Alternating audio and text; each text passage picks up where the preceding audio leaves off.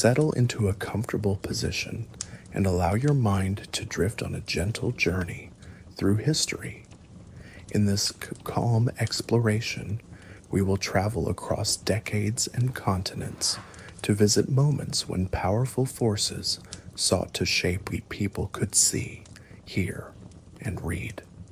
Our path winds through different eras, each marked by its own struggles and stories, all connected by a common thread: the desire to control information and the resilience of those who endured it. Imagine each episode unfolding slowly, like turning the pages of an old, cherished book by soft lamplight. As you listen, picture the warm glow of lamplight illuminating scenes from the past. Feel the hush of night as we wander through city streets and small rooms where ordinary people, an editor, a broadcaster, a teacher, a librarian, a filmmaker, a poet, live under the watchful eyes of authority. They are surrounded by voices telling them what to think, what to fear, what to believe. Yet in each of their hearts resides a quiet longing for honesty, for knowledge, for the simple freedom to share their own ideas. Our journey will carry us to a newspaper office in the Soviet Union, where an editor weighs each word he prints. We will step into a radio studio in Nazi Germany, where a broadcaster's confident voice fills the airwaves with messages crafted by the state. We will sit in a dim American classroom in the 1950s, where a teacher carefully plans his lesson under the shadow of suspicion. We will wander the hushed stacks of a Chinese library during the Cultural Revolution, where cherished books are torn away by fervent youth. We will stand beside a filmmaker in wartime Britain as she crafts an inspiring reel under government guidance, and follow a poet through Soviet streets at midnight as he secretly shares his verses. In each setting, we will see how censorship and propaganda shape daily life, sometimes glaringly, sometimes in subtle, pervasive ways. Through these stories, we witness how governments and leaders have tried to control narratives. Propaganda paints bright pictures to persuade, while censorship works in the shadows to silence anything deemed dangerous or unpatriotic. We will also notice flickers of resistance, a hidden diary, a forbidden book passed from hand to hand, a coded poem whispered among friends. Even under great pressure, the human spirit finds ways to question and seek the truth. As the narrative unfolds, let the details wash over you softly. There is no need to remember each name or date. Simply drift along and observe. Feel the wooden desk under an editor's restless hand, the warmth of a radio studio microphone, the dusty scent of old books in a shuttered library.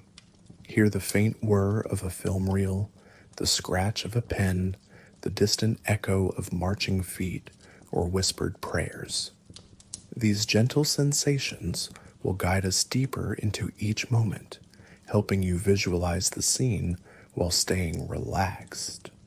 Notice that even in the darkest times, a small light endures in each of these stories, whether it's the light of curiosity, conscience, or hope. However heavy the night, a few brave souls keep that spark alive, protecting it until a brighter dawn can arrive. Take a slow, deep breath now. We are about to begin our first journey. Let us drift back to the early 1940s, into a city at war, Berlin under the Nazi regime, where a lone radio broadcaster prepares to speak to his nation by the glow of a lamp. Nazi Germany, 1943. The radio broadcaster Berlin, 1943. Night has fallen over the city in wartime. In a small radio studio, the amber glow of a desk lamp casts gentle shadows on the walls. A man sits before a large microphone, headphones on, surrounded by the insulated quiet of the studio booth. Outside, beyond heavy blackout curtains, distant sirens moan and fade. But here inside, all is hushed. The only sounds are the soft crackle of the transmitter's equipment and the steady ticking of a clock on the wall. The air smells faintly of warm dust and electrical tubes. The man closes his eyes for a moment, gathering his calm. Soon, his voice will carry out into this darkness, reaching countless unseen listeners huddled in their homes. This man is a radio announcer for Nazi Germany's state broadcasting service. Let us call him Hans, if that is his name, as he sits upright in his chair, shoulders slightly tense. In front of him are neat typewritten pages stamped with today's date and the emblem of the Reich Ministry of Public Enlightenment and Propaganda. Every word on these pages has been carefully chosen by superiors. Every sentence has been reviewed and approved. Hans smooths the paper with fingertips that are a touch unsteady. He takes a slow breath, willing his voice to be steady and reassuring. Any moment now, the engineer behind the glass will give him the signal to begin the evening news. A red light blinks on. Hans flips a switch, and in a calm, measured tone, he starts to speak into the microphone. Guten Abend, meine Damen und Herren. Good evening, ladies and gentlemen. His voice is rich and confident, betraying nothing of the unease in his heart. He reads the script exactly as written. Tonight's broadcast opens with triumphant news, a great victory on the Eastern Front. He reports it as a sweeping success, brave German soldiers pushing forward, enemy forces in retreat. He uses the proud phrases provided to him: heroic resistance, inevitable victory, unwavering faith in the Führer. There is no mention of the heavy losses, the rumors of entire divisions thought lost to the Russian winter. Those dark truths have no place here. Instead, Hans's voice paints a rosy picture of progress and glory. In the corner of the studio, a large portrait of Adolf Hitler hangs on the wall, the Führer's eyes seeming to watch over every word spoken. Hans does not dare glance at it, but he can feel its presence as he speaks. As he continues reading the nightly news, a memory drifts through Hans's mind like a fragment of an old film reel. It is a memory from 10 years ago, May 1933. He recalls standing in a torchlit square as a much younger man, watching university students and brown-shirted stormtroopers feed piles of books into a roaring bonfire. He remembers how the flames leapt up against the spring night sky, and how the crowd cheered and sang patriotic songs. Those books, novels, poems, scientific works, had been condemned as un-German. He can still hear the voice of Joseph Goebbels echoing that night, urging the destruction of anything that did not fit the Nazi vision. At the time, Hans had felt a swell of fervor and conviction. He truly believed they were purifying the culture, protecting the nation from dangerous ideas. The bonfire seemed almost sacred, a cleansing rite. Now, years later, sitting in this silent studio, he wonders what knowledge and voices were lost to those flames. He pushes the thought away as quickly as it came, refocusing on the script in front of him. The broadcast must go on, and he must sound utterly sure of every word. Hans's mind shifts to the present as he reads a report about the home front. Factories are said to be producing at record levels. Civilians are praised for their sacrifices and loyalty. There is a mention of new measures against defeatist rumors. Hans knows exactly what that means. Just last week, a neighbor on his street was taken away by the Gestapo because someone overheard him doubting an official report. The neighbor had dared to suggest that a recent strategic retreat sounded more like a defeat. Perhaps he spoke after a few drinks, a careless moment, but in Nazi Germany, even that was enough to vanish a person.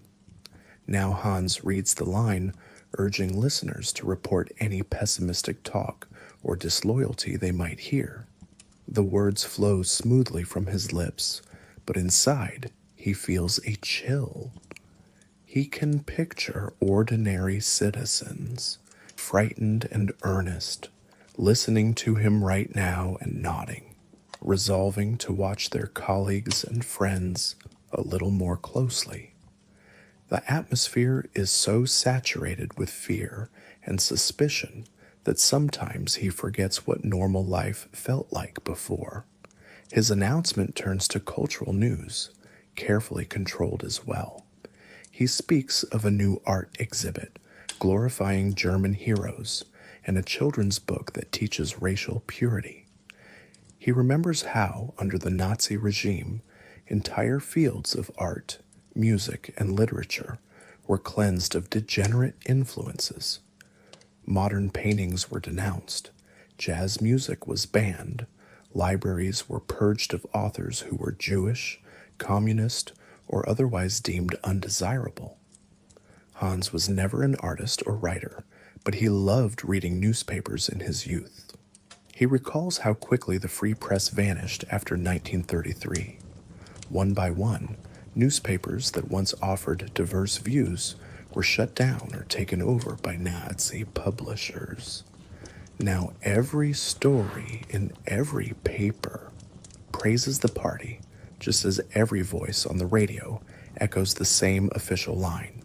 He, Hans, is one of those voices. And so he continues, announcing that a new patriotic film will premiere in Berlin, or that the Hitler Youth have achieved some wholesome feat. Each item is true in the narrow, literal sense, yet fundamentally misleading, reality filtered through the ministry's lens. Though he performs his role expertly, Hans is not a cold man. He feels things deeply, but he has learned to hide those feelings behind a professional demeanor. As he nears the end of the broadcast, reading a list of honors awarded to a particularly zealous Nazi official, a heaviness presses on his chest. The official being praised, Hans happens to know that man oversaw a propaganda campaign that whipped up hatred against Jews in a nearby town, a campaign so effective that once friendly neighbors turned on each other. Hans remembers the night when the synagogue down the road was burned. The glass from its windows strewn across the street.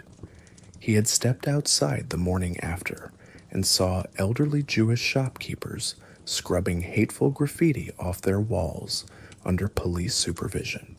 That memory is lodged deep in his heart. Yet here he is, extolling a patriotic national leader for strengthening German values. He forces himself to speak the words smoothly. The discipline of years behind the microphone keeps his voice level and warm, as if he believes every line. Finally, the script reaches the closing words. Hans announces a familiar slogan, Sieg Heil, der Sieg wird unser sein. Hail victory, victory will be ours, with as much conviction as he can muster. The national anthem begins to play softly in his headphones, signaling the end of the broadcast. He lets the last notes linger, then thanks his audience in a tone as soothing as a lullaby. Gute Nacht, he concludes.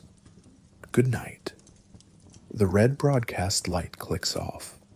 Hans removes his headphones, releasing a long, slow breath he had been holding in his chest. In the sudden silence of the studio, he notices that his hands are trembling slightly. He flexes his fingers and rubs them together to restore calm. It is done. Another day's carefully crafted truths delivered to the public. Outside, the war still rages, but for a few hours, his words may give listeners a sense of comfort and confidence. He hopes so. Perhaps a mother out there will sleep a little better tonight, believing her son's unit is winning on the front. Perhaps an old man will feel pride instead of worry as he closes his eyes. It is a strange duty, mixing truth and omission to maintain morale. Hans wonders, not for the first time, whether this is kindness or deception, or both. He stands and gathers the script pages, which now bear slight smudges from his fingertips. Protocol requires that these papers be destroyed after the broadcast, so no unauthorized copy of the official truth can circulate.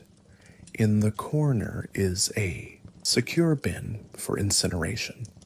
Hans carries the pages there and feeds them in, watching them shred into unreadable strips.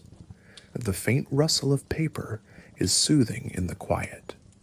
How ironic, he thinks, that even these sanitized words must be handled so carefully. Hans steps out of the booth into the corridor. The chief engineer on duty gives him a tired smile and a thumbs up. The broadcast went well. Hans nods politely. There's an unspoken understanding among them not to discuss the content of what they broadcast. Safer that way. In the hallway, he pulls on his overcoat and hat. It is time to go home. Exiting the studio building, he is met by a cool, damp breeze. The street is nearly deserted and utterly dark. Every window is covered, every lamppost unlit because of the nightly blackout against air raids. He knows these streets so well, yet in the blackout they feel alien, like a silent stage set waiting for actors. As Hans walks, his footsteps echo softly off the buildings. Now and then, the far-off thunder of anti-aircraft guns rumbles in the sky, followed by a tense pause. Tonight, the bombers must be headed elsewhere. Berlin endures another night, bruised but defiant. Turning a corner, Hans passes a brick wall plastered with posters. In the dim light, he can just make out one, a bold image of a German soldier with arm raised, and beneath the words, Ein Volk, ein Reich, ein Führer. One people, one empire, one leader. The poster flutters slightly in the breeze.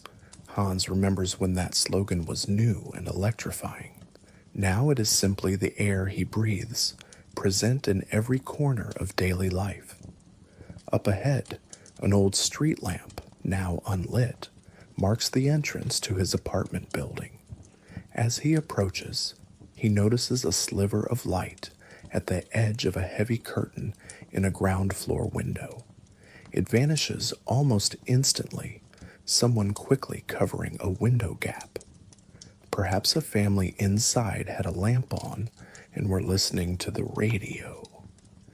They must have heard the news. His news. Just a few minutes ago.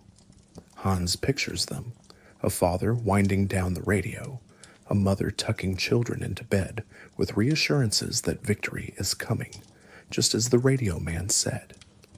He pauses on the sidewalk, a pang of empathy washing over him. He dearly wants the war to end for all their sakes. If his measured optimism on the air can soothe their fears and keep them hopeful, maybe it is worth the omissions and the gilded truths. At least that is what he tells himself.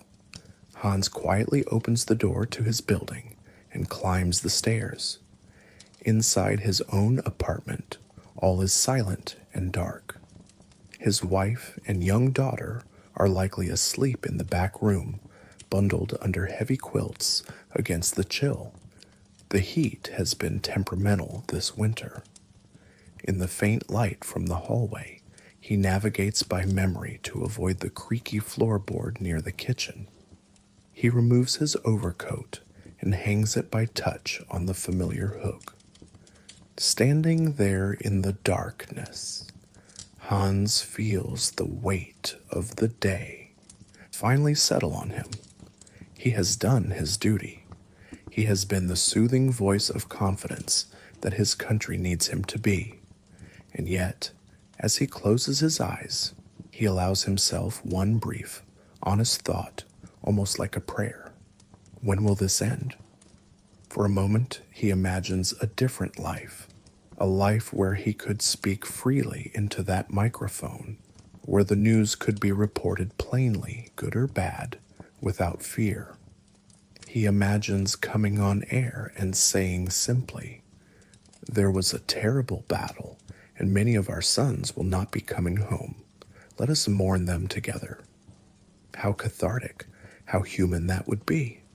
But that is not the reality he lives in, not yet.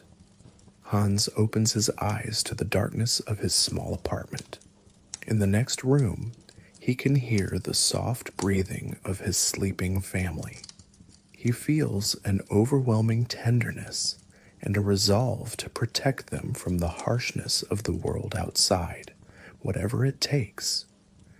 He steps into the bedroom and quietly slips under the blankets beside his wife. She stirs slightly but does not wake. She's used to his late returns from the studio. Hans lies on his back and listens to the muffled sounds of wartime Berlin at night. A distant rumble, the bark of a lone dog somewhere, the faint hum of an airplane high above. He lets those sounds become a lullaby of sorts. In his mind, he hears his own broadcast echoing. "Victory will be ours. Good night." The phrases sound strange now, floating in the darkness of his room, detached from the radio's authority. He releases a long breath and allows his body to relax fully for the first time today. Whatever truths or untruths tomorrow may bring, for now his voice is quiet, his duties done. In the still night, Hans drifts into a fitful sleep, his conscience balanced uneasily between hope and doubt, between the comfort of his words and the reality they veil. Far across the channel, in that same era of war, another figure works by lamplight under different circumstances, yet guided by the same need to control the story. Wartime Britain, 1940s. The filmmaker London, 1940. The city is cloaked in near total darkness, respecting the wartime blackout. Only the faint glow of a distant fire, the embers of a building hit during the recent Blitz, hints at the destruction that daytime will reveal. In an underground film editing room, not far from the Thames, a single desk lamp casts a warm circle of light. Within that circle sits a young woman named Margaret, a filmmaker working for Britain's Ministry of Information. The hour is late, and all around her the building is quiet. Distantly, she hears the low rumble of fire engines attending to the night's damage, and the all-clear sirens echo, signaling that the latest air raid is over. Here in her small editing suite, the world has shrunk to the projector humming softly and the reels of film neatly stacked at her elbow. Margaret carefully threads a strip of film through the editing machine, her fingers nimble, despite the ache of a long day's work. She leans forward, turning a knob to start the reel rolling. On the small screen in front of her flickers a scene captured just this morning, a London street in the aftermath of a bombing. In the shaky black and white footage, rubble is strewn everywhere. Volunteers of the Air Raid Percussion Service form a bucket line to douse flames licking at a shattered building. The camera pans to a group of civilians, soot-streaked and weary, emerging from an underground shelter, blinking at the dust-filled daylight.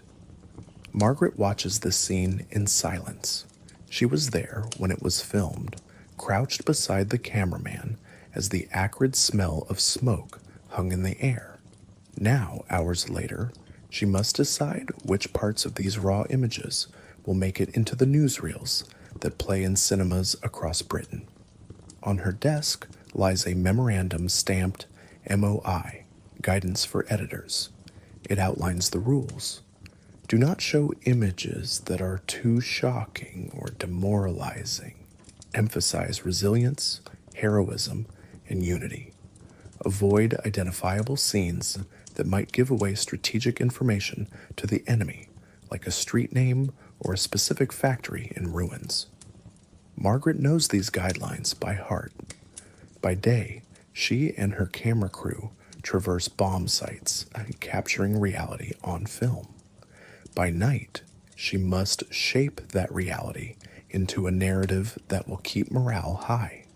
It's a delicate balance, telling the truth without telling too much truth. She gently turns a dial, reviewing the footage frame by frame.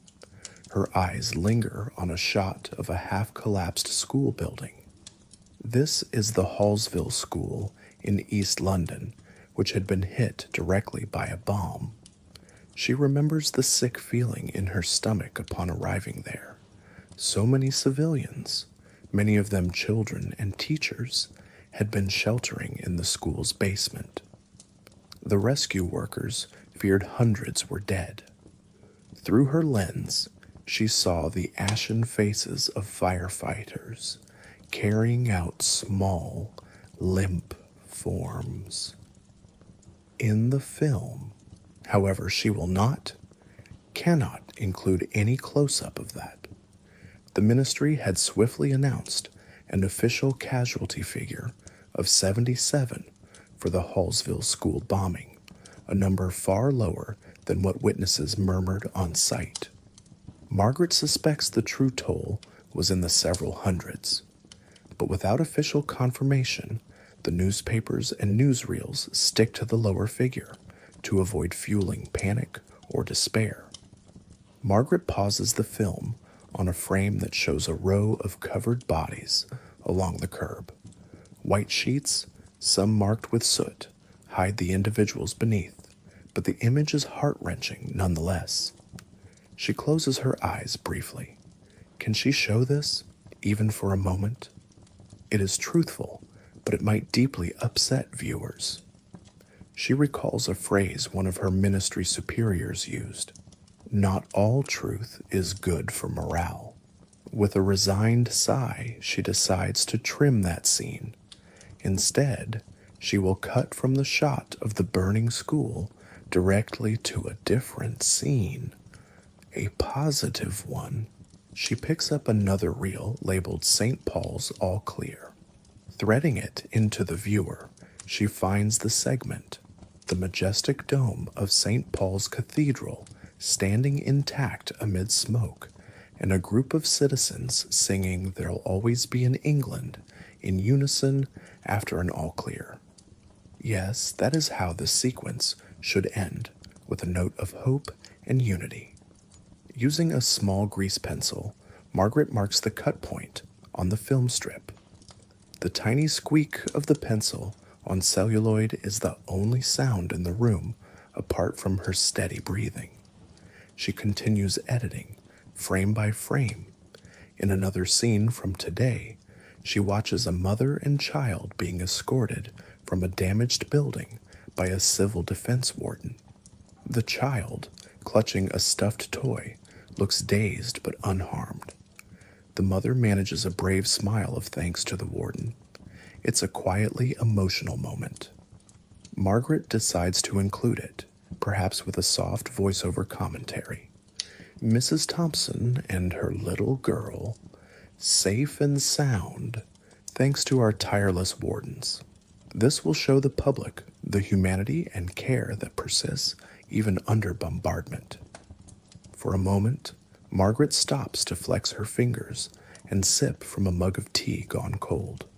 Her back is stiff, and her eyes burn from hours of staring at flickering images. But she feels a sense of purpose that overrides her fatigue. She thinks of the audiences who will watch her finished newsreel in the cinemas. Londoners and people in towns and villages across Britain will see these images of the Blitz and draw strength from them. She wants to get it right. She wants to show them, yes, it's terrible, but we're enduring and helping each other. We're not broken. To do that, she knows she must temper the harshness with inspiration. Her mind wanders briefly to the enemy's propaganda. She's heard that German radio broadcasts, like that infamous Lord Haw Haw, sometimes try to undermine British morale by exaggerating losses or mocking the government. Some Britons even listen in, occasionally out of curiosity, though it's discouraged. Margaret herself has no interest in those poison-tongued broadcasts. Instead, she focuses on making British information trustworthy and uplifting. The challenge is that trust and censorship can be at odds. She reminds herself of a hard lesson from a few weeks ago: the government's secrecy around a particularly devastating air raid incident nearly backfired. When the truth eventually leaked out, as it often does, it eroded a bit of public confidence. Margaret doesn't want to contribute to any erosion of trust, so she allows a measured amount of reality in her reel, enough to be believable, but not so much as to overwhelm or demoralize. She continues splicing together scenes. Here is footage of Prime Minister Winston Churchill visiting a bomb site, bowler hat on his head, offering V for Victory signs and firm handshakes to the cheering crowd. She smiles, recalling the moment. Churchill's presence could light up even the darkest day. This will definitely go in the reel. It will draw applause in the cinema, she's certain. Next, she inserts a shot of firefighters atop a smoking ruin, triumphantly unfurling a Union Jack flag they found amid the debris. That really happened on Milk Street. Some firemen raised a dusty flag they rescued from a wrecked shop, and everyone around had cheered. It was a spontaneous moment of defiance and pride. When people see that on screen, Margaret hopes they will feel the same lift in their hearts that she did in person. As she pieces the story together, Margaret thinks about the people who appear in these reels. They never get named. They are just a warden, a housewife, a little girl, but they are real people with lives and fears. She handles their images with care, almost tenderness. For instance, she excludes a brief clip where a man broke down sobbing uncontrollably in front of his ruined home. Instead, she uses a later clip of the same man stoically helping clear debris. She is not censoring his grief out of callousness, but because she knows in the collective experience of watching, too much raw grief might open the floodgates for everyone. The British are trying their best to keep a stiff upper lip through the Blitz. Her reels should reinforce that resilience. On the desk near her elbow lies a propaganda poster that she picked up earlier for inspiration. It's slightly crumpled and soot-smudged. She found it blown against a wall on the street. In bold letters, it proclaims, "Your courage, your cheerfulness, your resolution will bring us victory." The words encircle an image of a bright sunrise. Margaret runs her thumb over the motto, It's a bit idealistic, perhaps, but the sentiment is something she wants her film to echo: courage, cheerfulness, resolution. If she can show all three qualities in her montage of scenes, she will have done her job well. She leans back and gives the assembled film a preliminary viewing from start to finish.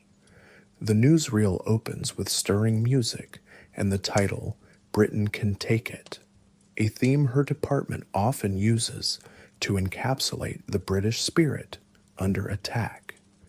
It then goes through the sequence she arranged, the aftermath of a raid with emphasis on rescue and unity. A mention of casualties kept minimal and vague.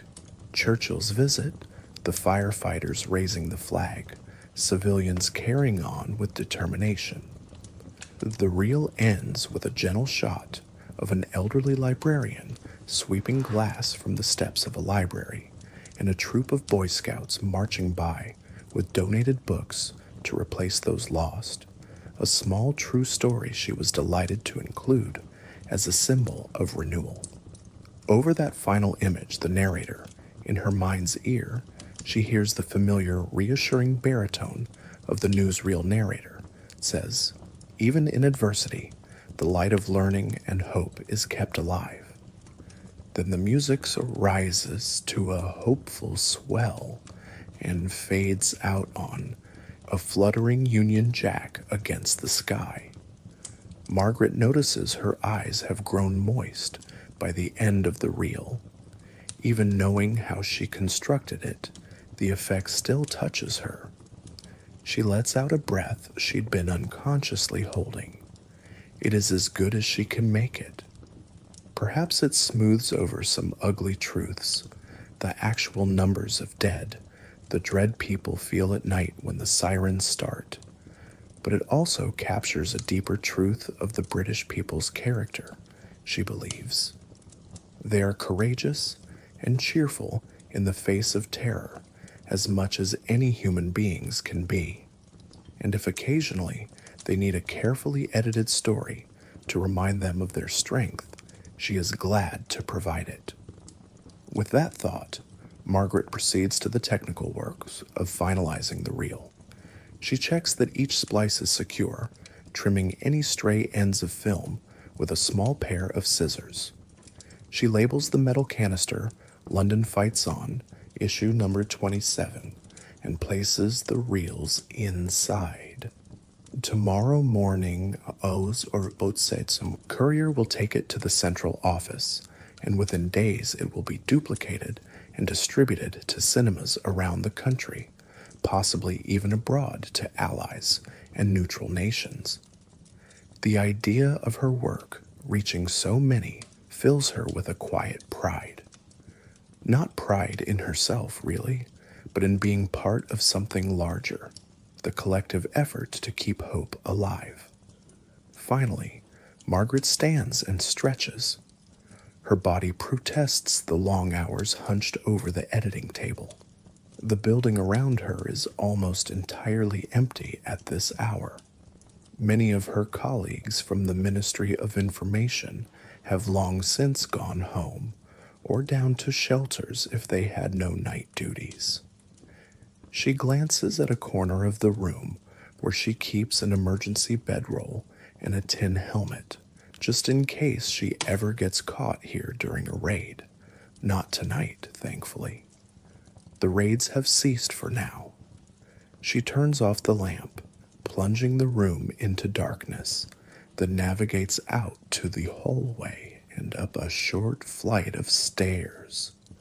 Pushing open a heavy door, Margaret steps out onto the building's roof for a moment of fresh air. The smell of smoke still hangs over the city, but there's also the familiar London scent of the Thames and autumn leaves. The night sky is overcast. Searchlights that had probed for enemy bombers are now at rest, their beams extinguished.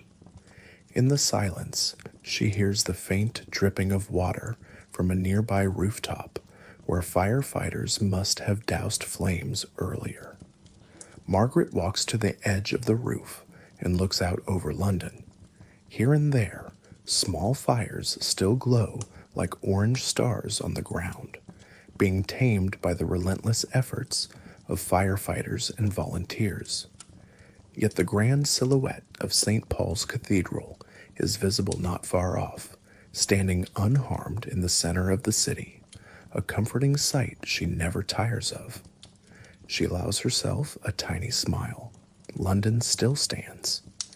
In the distance, Big Ben's clock strikes midnight with a soft chime, its face kept dark these nights. A new day begins. Clutching her coat around her, Margaret reflects on the day's events. How much has happened in just these hours of one day, and how much more will happen tomorrow? The war has a long road yet, but she feels certain in this moment that the British spirit will carry through. She whispers quietly into the cool air, as if addressing the sleeping city. We'll get through this. It's both a promise and a prayer. Down on the street, a lone milkman's cart clatters by. Incredibly, the milk deliveries never stopped, even in the Blitz. The sight of it makes her heart swell. Life continues with its small routines. Margaret feels tears prick her eyes, a mix of exhaustion and emotion finally catching up. She lets them fall silently, tears of both sorrow for what has been lost and gratitude for what remains. After a minute, she composes herself. Back inside she goes, descending the stairs and turning off the last few lights in the office. She leaves the building, locking the heavy door behind her. The streets are dark and mostly empty as she walks toward her flat, but she is not afraid. This is her city, and despite everything, it feels peaceful at this hour. A couple of fire watchers on a corner wave to her. She waves back politely. They know each other by face. One, an older gentleman from the neighborhood, tips his hat. These small human connections in the night are reassuring. On a brick wall by her flat's entrance hangs a poster that has become familiar. "Keep calm and carry on," it says in bold letters beneath the crown symbol. By the pale moonlight filtering through the clouds, she can just read those words. She takes them to heart. Reaching her door, Margaret fumbles for her key. She is beyond tired now. Every muscle in her body craves rest. As she slips inside and climbs the narrow staircase to her unit, she makes a mental note to drop off her finished film canister first thing at the office tomorrow. Within her modest flat, everything is quiet and dark.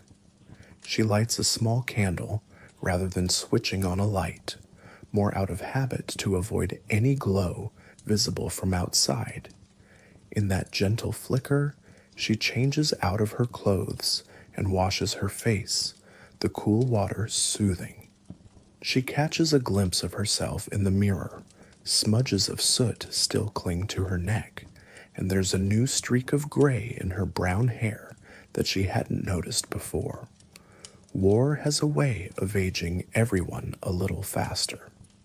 She smiles wryly at her reflection, then blows out the candle and feels her way to bed. Under the blankets, Margaret finally allows her body to relax. The mattress beneath her is lumpy and well worn, but it's hers and it's safe. Pulling the covers up to her chin, she thinks of the film reel she completed, soon to be projected to many others. She imagines the faces of a cinema audience, Londoners seeing their own struggles reflected back at them with a hopeful spin, Northerners and Scots and Welsh seeing what their compatriots in the capital have endured and how they carry on.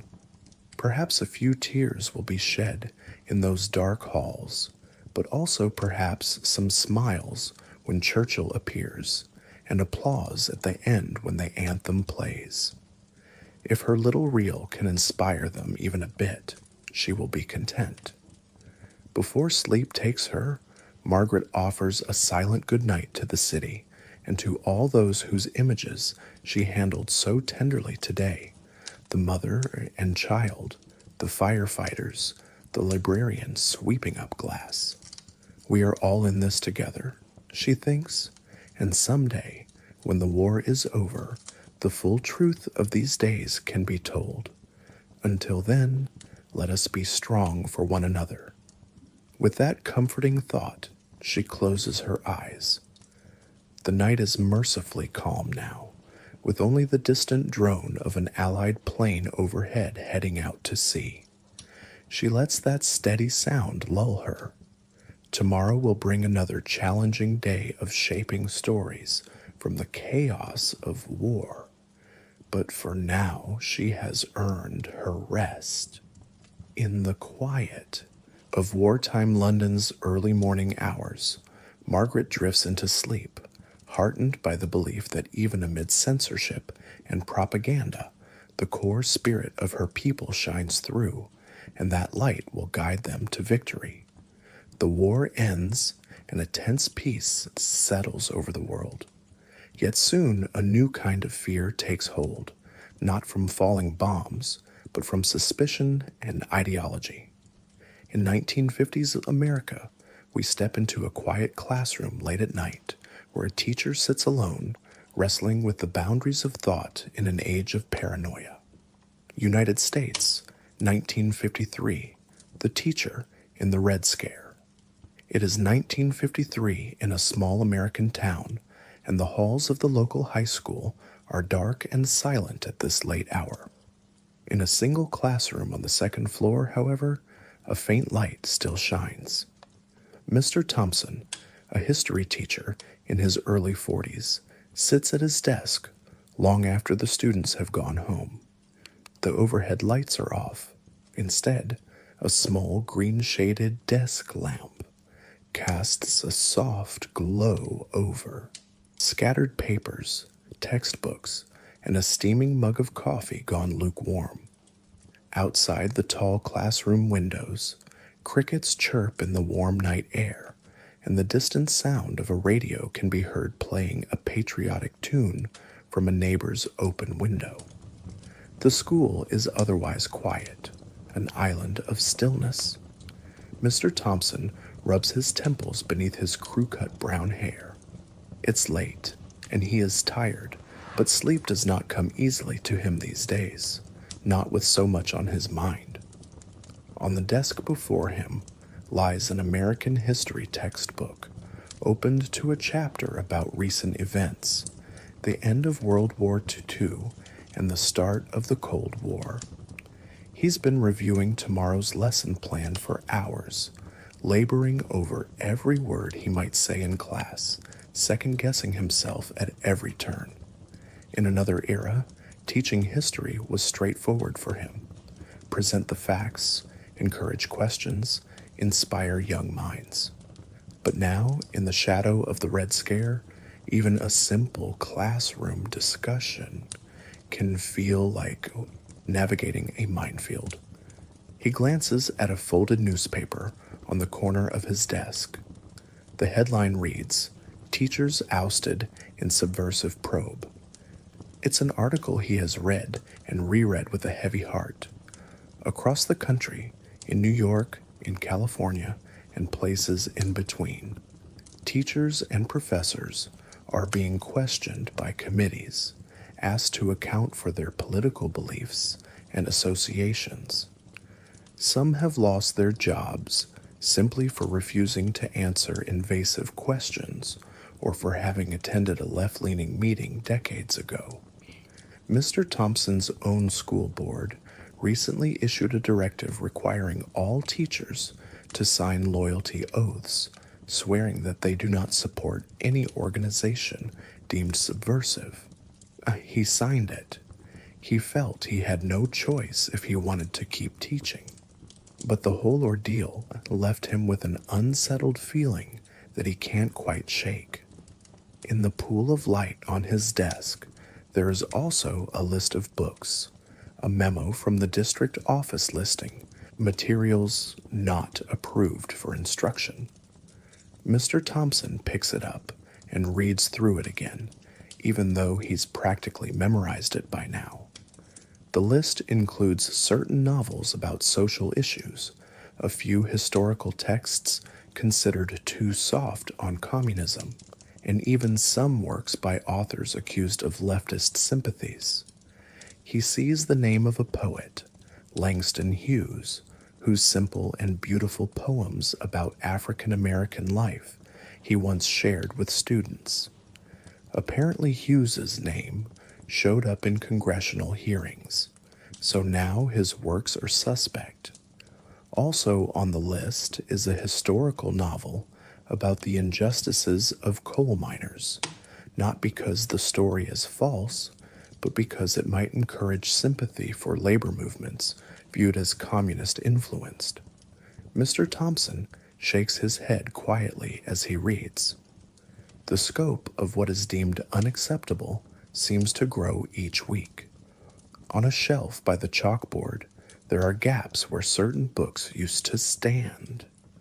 Just last month, the school librarian quietly removed several titles from circulation after a group of concerned parents, spurred by national paranoia, demanded their removal. One was a biography of Thomas Paine, the founding father who wrote The Rights of Man. Someone argued Paine's advocacy for revolution and rights sounded too similar to radical ideas today. Another was Steinbeck's The Grapes of Wrath, which had always sparked good discussions about the Depression. Now it's locked away due to its perceived socialist leanings.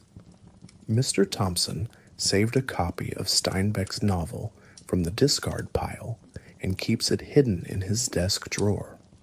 Sometimes, when no one is around, he takes it out and reads a few pages, both to remind himself why he became a teacher, to illuminate truths through literature and history, and to mourn the fact that he currently cannot share this story openly with his class. He sets the banned books list aside and looks at a photograph that sits propped up on his desk. In the black and white snapshot, a younger Mr. Thompson stands proudly in a U.S. Army uniform, circa 1945, with his arm around a fellow soldier. Both are grinning widely, dirt-smudged and exhausted, but alive at the end of World War II. He remembers that day clearly, the day his unit liberated a small village in Europe from Nazi control. They fought against tyranny, against a regime that thrived on fear and censorship. How strange and bitter it feels now, less than a decade later, to sense fear and suspicion spreading in his own country. Of course, America is nothing like Nazi Germany, he reminds himself. Here, the Constitution still stands. Free speech is a cherished ideal, and yet he and his colleagues have learned to speak in whispers in the teacher's lounge, careful that no remark could be misconstrued by the wrong ears. A climate of quiet dread has settled, not imposed by an absolute dictator, but by an intangible web of accusations and investigations. Mr. Thompson flips open the history textbook to where he left off, the section on the founding of the United Nations and the emerging rivalry with the Soviet Union. Tomorrow, he is to cover the start of the Cold War. It's part of the approved curriculum, but he must tread carefully. The text has phrases like the menace of communism and emphasizes how America stands for freedom in contrast to Soviet tyranny. He does believe in that contrast wholeheartedly. He's seen what lack of freedom looks like abroad. Yet he also knows history is complex. He wishes he could discuss with his students the nuances, how our ally in Labutus became our adversary, how ordinary people in any country mostly desire peace, how fear can lead a nation to compromise its own values. These are delicate points, and in a different time, he would trust his students, especially the older ones, to grapple with them. But now he wonders, if a student went home and said, Mr. Thompson said people in Russia are just ordinary people like us, could that be twisted into Mr. Thompson is sympathetic to communists? He sighs and pushes the textbook away. The classroom around him is dim, lit only by his lamp. The blackboard still has chalk writing from today's lesson, the Bill of Rights, so discussion. He had led a conversation about the First Amendment earlier. That had felt ironic. Some students earnestly debated how freedom of speech should be balanced with national security. One outspoken girl asked, "So if someone thinks communism has good ideas, are they allowed to say that in America, or will they get in trouble?" An uneasy silence fell until Mr. Thompson carefully responded, "Legally, you have the right to your opinion, but you must also face the consequences of public reaction." It was a cautious answer, neither endorsing suppression nor encouraging boldness. A few students looked puzzled, and the discussion moved on. But he felt disheartened. Here he was, teaching the Bill of Rights, the very heart of American freedom, and he couldn't bring himself to tell his students plainly that they should never fear speaking their minds, because at this moment in time, perhaps that would be naive advice. He remembers a colleague, a literature teacher, who was dismissed just last month. Her sin had not been teaching Marx or Lenin or anything overtly political. No, she had assigned The Crucible by Arthur Miller, a play that uses the Salem witch trials as an allegory for McCarthyism. Some parents complained that it was an attack on American values, and soon enough, whispers spread that she might have suspect loyalties. Under pressure, the school board terminated her contract in the interest of community harmony. Mr. Thompson had quietly attended her hearing. It was devastating. She had been a dedicated teacher for 20 years, and they treated her like a potential traitor. He can still recall the trembling in her voice as she defended herself. "I only wanted my students to think critically about hysteria and justice. It hadn't mattered." That memory sends a shiver through him even now. The clock on the wall ticks gently. It is approaching midnight. Mr. Thompson takes a sip of his coffee. It's gone cold and bitter, but he hardly notices. He opens a folder containing his notes for tomorrow's lecture. There are several quotations he thought to share with the class. One from President Eisenhower about vigilance against communism, another from a Supreme Court justice about protecting freedoms. He ponders whether to include a mention of the current Senate hearings led by Senator McCarthy. The students have certainly heard of McCarthy. His name is in headlines daily.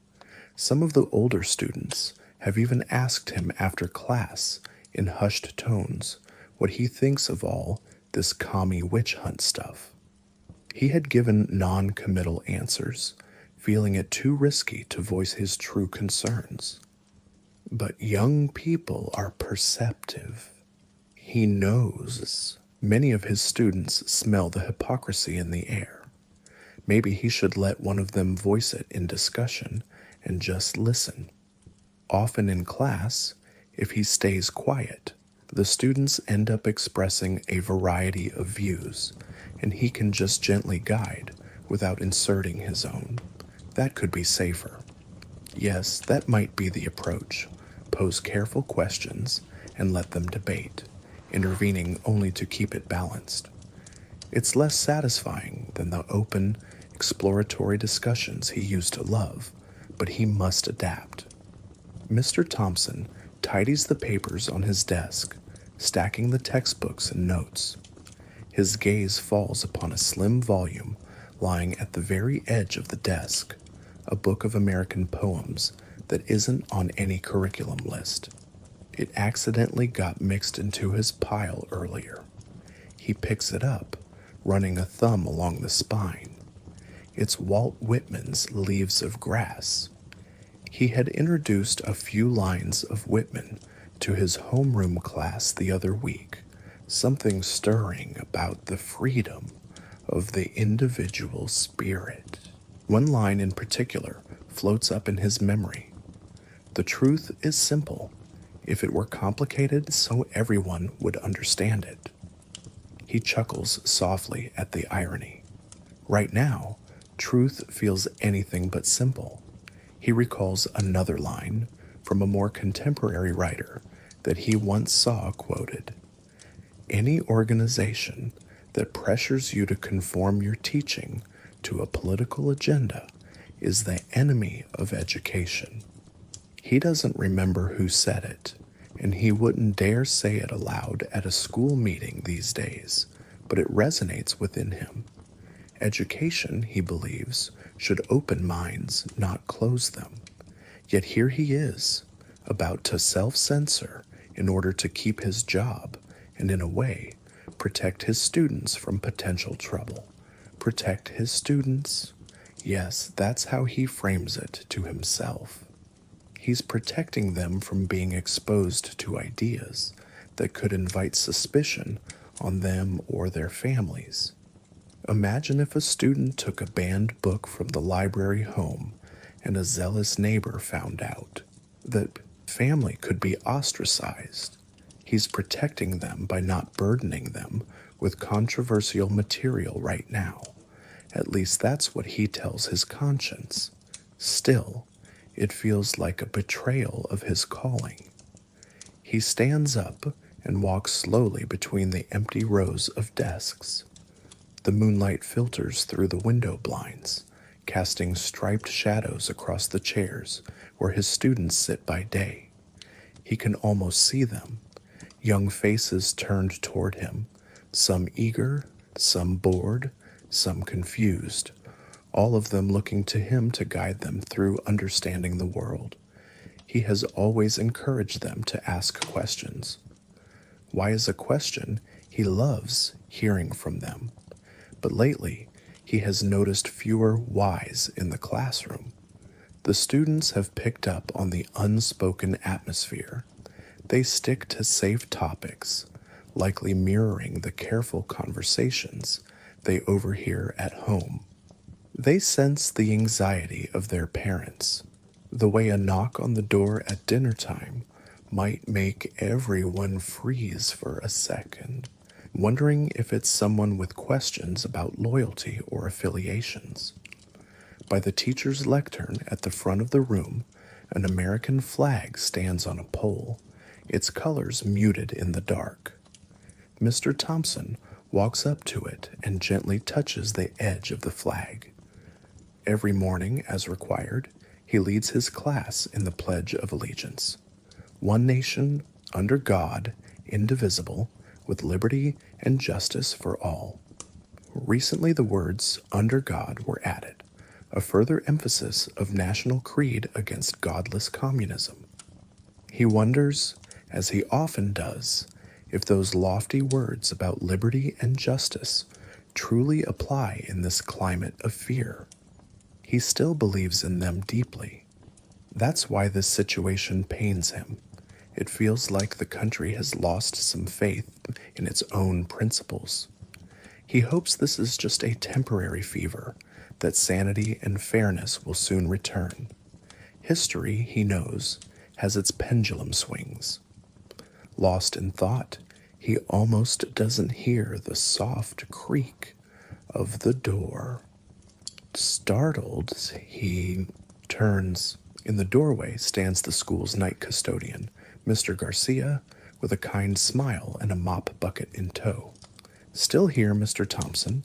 the custodian asks quietly.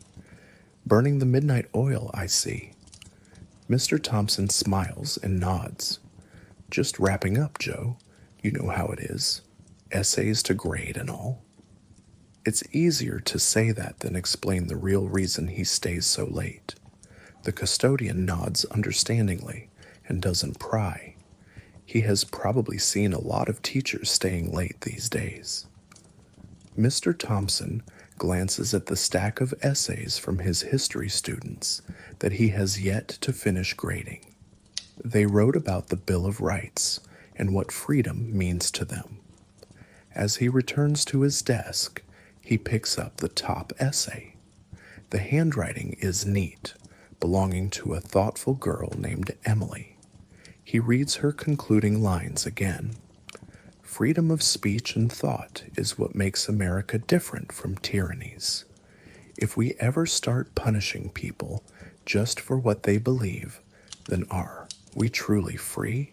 He had underlined that sentence when first reading it, simultaneously proud and uneasy. Proud because she articulated a truth so clearly, uneasy because he hopes her outspoken view doesn't bring her unwanted attention if someone beyond him reads it. He set aside Emily's essay earlier, telling himself he would compliment her privately on her insight. Now he wonders, should he? Or would that encourage her to be even more outspoken, possibly putting a target on her back? The fact that he has to weigh even this is distressing. In the end, he decides he will quietly tell her she wrote a fine essay. She deserves that encouragement. The world shouldn't snuff out her idealism so soon. The custodian's gentle cleaning sounds, the swish of a mop in the hall, bring Mr. Thompson back to the present. He places Emily's essay back on the graded stack and straightens them. Taking a deep breath, he gathers his lesson notes and slides them into his briefcase. He's done all he can for one night. He turns off the desk lamp. The classroom falls into deep shadow, lit only by the dim blue of night through the windows. Pausing at the doorway, Mr. Thompson casts one more long look at the dark classroom. "Liberty and justice for all," he whispers to himself, almost as a benediction to the empty room. In that moment, he resolves that despite his fears, he will strive to embody those values as best he can. Perhaps he cannot say everything he wants to say, not now, but he can still teach with integrity. He can ask his students to think, to empathize, to question in safe ways. He can plant seeds of independent thought without raising alarm. The thought gives him a bit of peace. As he steps out into the corridor, he runs into Mr. Garcia again, who is now polishing the doorknobs. The custodian smiles gently. "You take care, Mr. Thompson. Don't let those folks in Washington keep you up too late." It's a small, understanding comment, one that suggests Mr. Garcia knows more than he lets on. Perhaps everyone is more aware than they admit of the strain teachers are under. Mr. Thompson returns the smile. "Thank you, Joe. Have a good night. See you tomorrow." His voice echoes softly in the empty hallway. He descends the stairs and exits the school into the warm summer night. The sky is clear, filled with stars. He walks across the silent schoolyard, carrying his briefcase, the crisp night air helping to clear the lingering tension from his mind. At the flagpole in front of the school, he stops for a moment. Under the moonlight, the American flag is faintly visible, stirred gently by a midnight breeze. He recalls raising that flag with students at the start of the day, hands over hearts, reciting the pledge. "Please let this be true," He thinks, almost in prayer, that liberty and justice will indeed prevail once this fever of fear burns out. For now, he and countless other teachers like him will quietly persevere. They will continue to educate as honestly as the times allow, keeping alive the values they hold dear, waiting for the day when open debate and curiosity are celebrated again rather than viewed with suspicion. With that thought bringing a measure of comfort, Mr. Thompson heads home. The streets of his town are empty at this hour, save for a lone car now and then. Passing under the streetlights, he notices the glow of television sets behind drawn curtains in a few houses, late-night newscasts or entertainment shows, perhaps even the hearings replaying. Most of his neighbors are likely asleep, resting for another day of hard work, and for some, quiet worry about being labeled or accused. He breathes in the scent of cut grass and summer jasmine that lingers in the night air, reminding himself that this is his beloved hometown, not an enemy land. The Red Scare, as intimidating as it is, does not define the totality of life here. Reaching his own front porch, Mr. Thompson finds his wife has left the porch light on for him. He silently unlocks the door and steps inside. The house is dark except for a small lamp she has left on in the living room. He peeks into the bedroom and sees her sleeping form, gently rising and falling with each breath. He stands there a moment, filled with gratitude. They have had whispered conversations late into many nights about his fears and whether he should continue teaching. She always encouraged him, saying the country needs good teachers now more than ever. He leans against the doorframe and thinks she's probably right. Before joining her in bed, he quietly opens a cabinet in the hallway where he keeps personal books. From behind a stack, he pulls out a slim volume. It's the U.S. Constitution, pocket edition, dog-eared and marked from years of use. By the soft lamplight, he turns to the First Amendment and reads the familiar words. Congress shall make no law abridging the freedom of speech or of the press or the right of the people peaceably to assemble. He stops there. The words reassure him like an old lullaby. Despite everything, these rights still exist. The hysteria of the moment cannot completely erase them. He closes the booklet and returns it to its hiding spot. Perhaps someday he will show it to his students openly, teach directly from it without fear. That day is not today, but he believes it will come. Finally, Mr. Thompson returns to the bedroom, turns off the little lamp, and slips into bed beside his wife. She stirs and murmurs, half awake, "Everything all right, dear?" He replies in a whisper, "Yes, everything's all right. Go back to sleep." As he settles into the pillow, he releases the tension of the day with a long exhale. In his mind, he lets go of the caution and careful planning for now.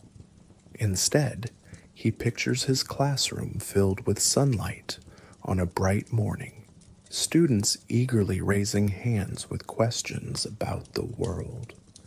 Questions he will do his best to answer honestly and bravely when the time is right. Comforted by that vision, Mr. Thompson drifts off. The night envelops the quiet town, and while fears linger in the world outside, within the walls of this home there is peace. Tomorrow is a new day, and he will face it as he always has, with hope that knowledge and fairness will guide the way, and with the resolve to do right by his students and his conscience, come what may. While one teacher in America dreams of a future free from fear, Half a world away, another man toils under a very different regime's watchful eye. We journey now behind the Iron Curtain to the Soviet Union in the mid-1950s. It is a time of transition and uncertainty, and late at night in a Moscow newsroom, an editor sits hunched over proofs of the morning edition, pondering how to tell the story the state demands. Soviet Union, 1956.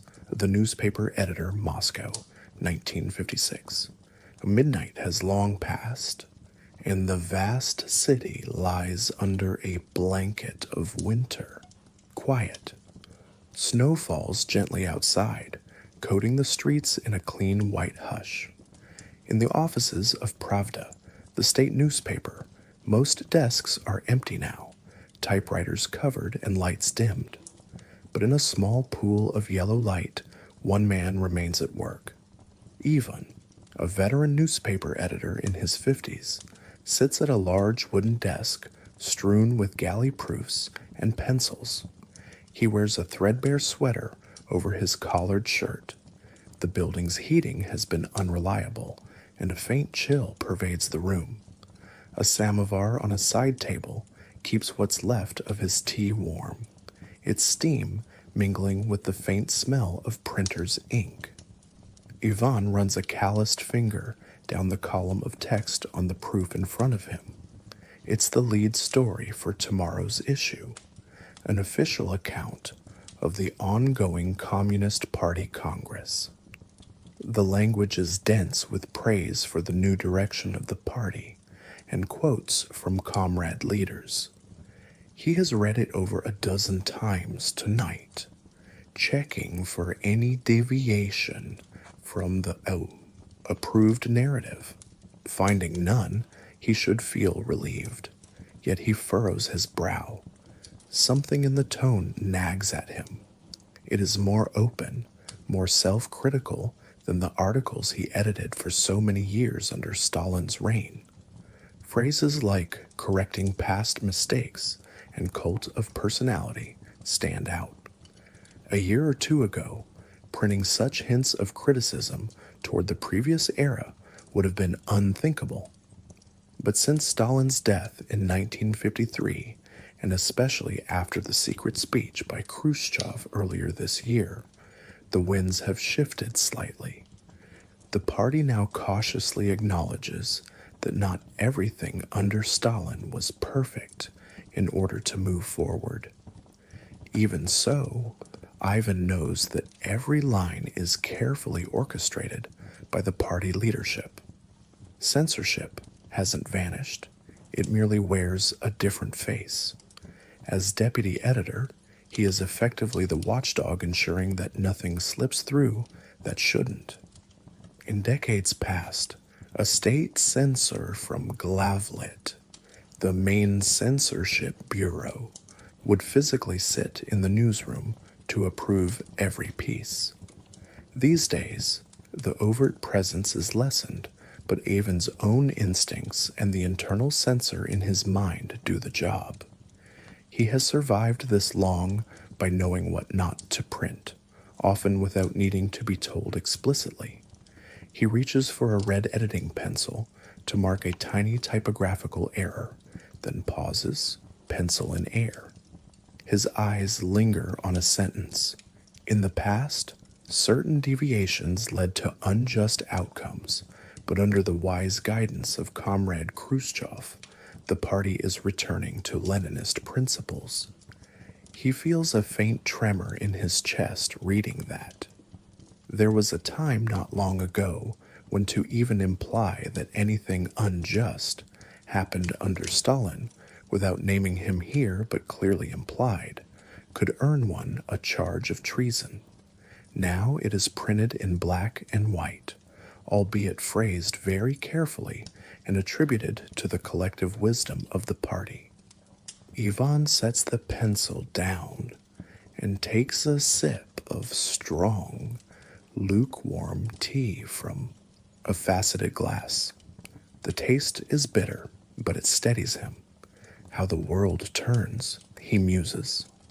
He recalls a night in 1937, during the height of the Great Purge, when he was a junior editor working late just like this. An article had crossed his desk praising a certain military commander. Before dawn, that commander's name was suddenly anathema, declared an enemy of the people. Ivan had received a frantic call at 4 a.m. ordering him to stop the presses. They tore up the nearly printed pages and hastily replaced the article with one about crop yields. The commander's name was never mentioned in the newspaper again, as if he had evaporated from history. Ivan never forgot the speed and finality with which a person could vanish in print and in life. He sighs and sits back, letting his gaze drift over the nearly deserted newsroom. Rows of desks with typewriters sit like an empty classroom awaiting students.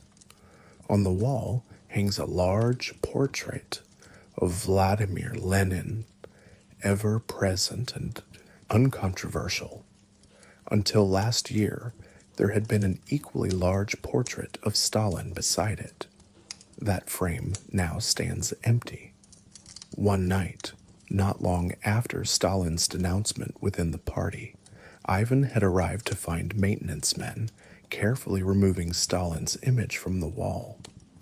They did it quietly, almost furtively, as if the ghost of the old dictator might object. Ivan remembers standing there, watching the man who had been practically a demigod all his life being carried away like an outdated calendar. It was surreal. The next day, the newspaper ran a small piece acknowledging certain grave errors of the past leadership. It felt like the ground shifting beneath his feet. He picks up a cloth-bound notebook he keeps by his elbow, his personal log. In it, he notes things that the official record may someday erase or alter. It's a habit that could be dangerous if discovered, so he writes in a subtle shorthand. Flipping to a recent page, he reads an entry. Ozart 30. H. Uprising coverage. Bandits phrase insisted by censor. Casualty details cut. The scribble refers to the Hungarian uprising that had erupted just days ago in October 1956. Here in Moscow, Pravda reported it as the work of fascist agents and counter-revolutionaries, justifying the Soviet military intervention. Ivan had overseen the pieces on it, carefully avoiding any sympathetic language about the Hungarian protesters. But rumors came through on foreign radio broadcasts that it was more of a popular revolt against hardline rule. In his log, he dared note that casualties were much higher than official Soviet reports admitted. Writing it down felt like speaking an unspeakable truth into a void, a small act of witness, even if only in his secret notebook. Now he must prepare tomorrow's coverage of Hungary as well. The suppression of the counter-revolution is nearly complete. He thumbs through a few sheets forwarded to him from TS, the state news agency, summarizing the party's framing. Hungary's working people are thankful for Soviet help to defeat the rebels. Everything is returning to normalcy. Ivan knows this narrative is likely false, or at least incomplete, but he will print it verbatim. He has no choice and rationalizes that perhaps it helps stabilize the situation. The real, messy truth of the matter is not for him to reveal. He gathers those Hungary news sheets and adds them to a stack for the typesetters to handle in a few hours at first light. This triggers a memory, a different stack of papers many years ago, handed to him by a trembling intern. It was 1953, shortly after Stalin's death, when news came of the arrest of Lavrenti Beria, Stalin's feared secret police chief. That morning, Ivan had published the terse announcement branding Beria a traitor. It felt unreal, Only weeks earlier, Beria's name was printed daily with reverence as a great state security boss. How quickly the lines can flip. And Ivan, through all these flips, remained at his post, adjusting the sails of the newspaper to the shifting winds of party doctrine. He rubs his eyes, which are dry and grainy. The words on the pages blur for a moment. Perhaps a short break is in order. Standing, he stretches, hearing his spine crack softly. He steps over to a tall window and draws back the heavy curtain. The city outside is beautifully silent. Snowflakes drift under the street lamps, coating the parked cars and empty sidewalks. Moscow at night looks peaceful, belying the intense controls that operate beneath the surface. He remembers a saying an older colleague told him when he was young. The only truth in Pravda, which means truth, is the date on the front page. It was a dark joke, one whispered in safe company. And indeed, through the years of strict censorship, there were times even felt as if the paper were more fiction than fact. Yet he also believed in the ideals of the system, at least in his youth. The promise of a better future, the importance of unity. Time has tempered his idealism. Now he mostly believes in getting through the day intact and in trying here and there to inject a bit of genuine information or human interest into the paper without raising alarm. A small achievement yesterday. He managed to keep a short obituary for a well-loved local science professor in the paper, mentioning that the man had been wrongly persecuted in the late 1940s and later rehabilitated. It was a subtle nod to a truth, an acknowledgement that some innocent people suffered in those years. The censors let it through, probably seeing it as harmless. To Ivan, it felt like quietly lighting a candle for honesty, even if few might notice.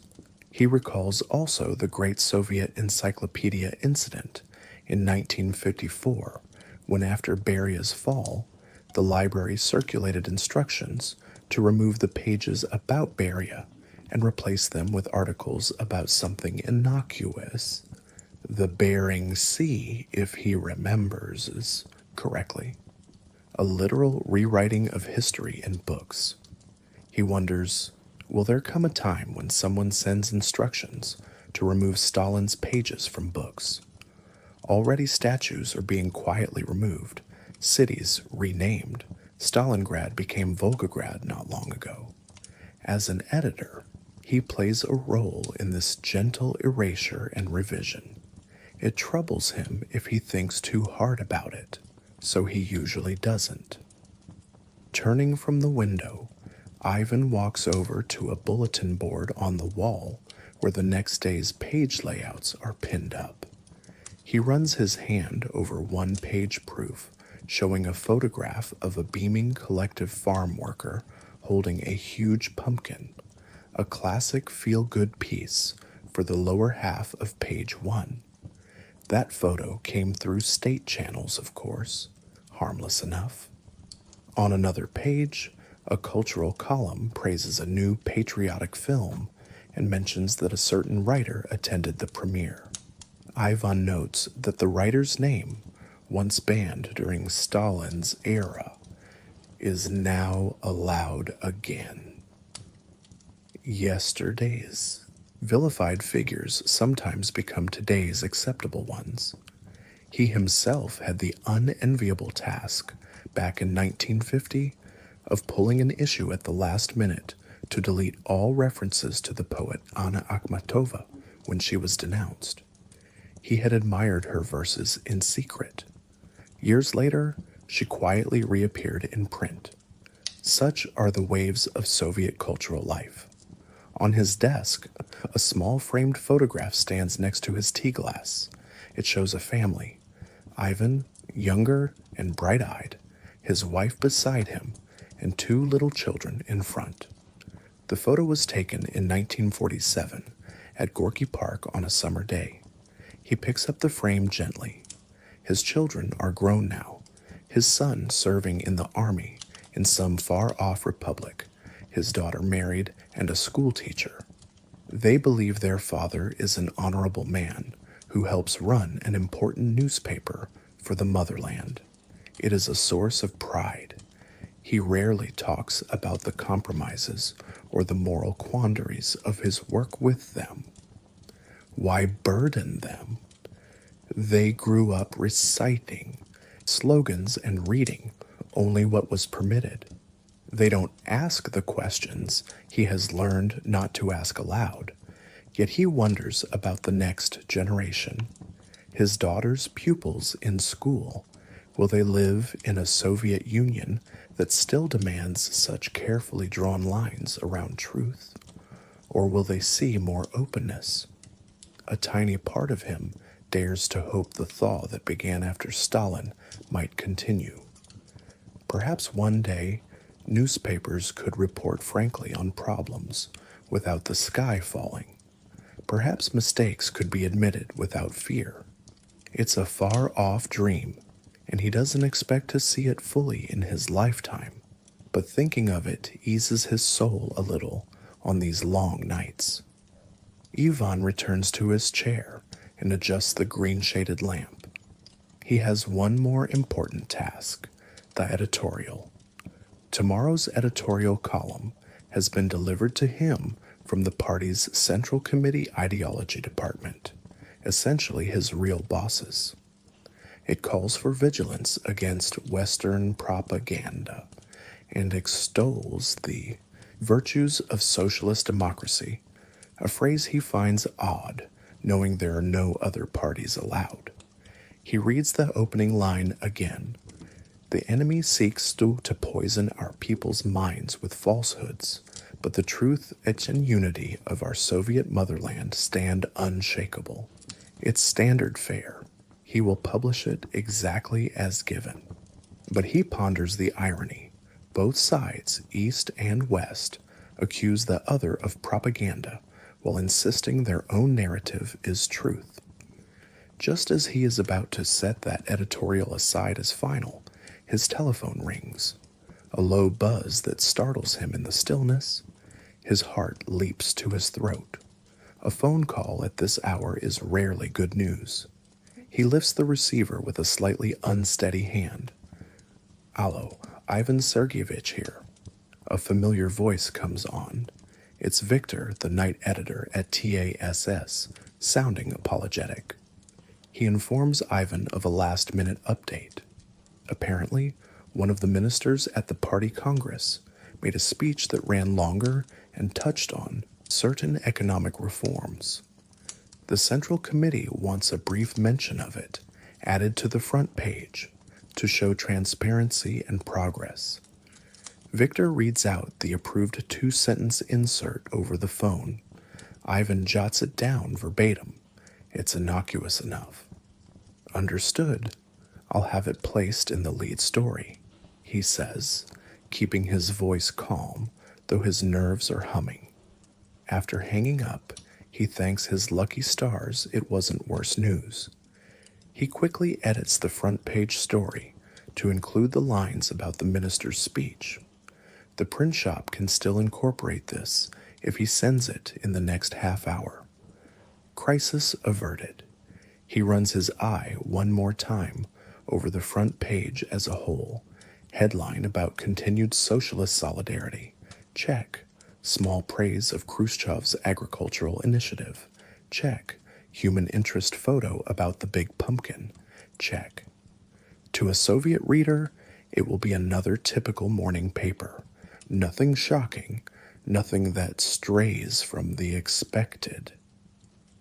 To Western eyes, it would likely look like bland propaganda. But this is his craft, to say much and nothing at the same time, to keep society informed only of what it should be informed of. Ivan bundles the final proofs together for the courier to take to the printing press downstairs. Before he does, he pencils in one tiny change that he's been mulling.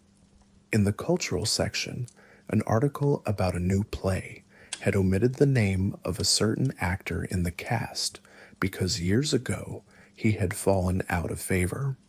But just this week, he performed in a gala attended by officials, effectively redeeming his standing. Ivan decides to slip the actor's name into the piece as part of the cast list.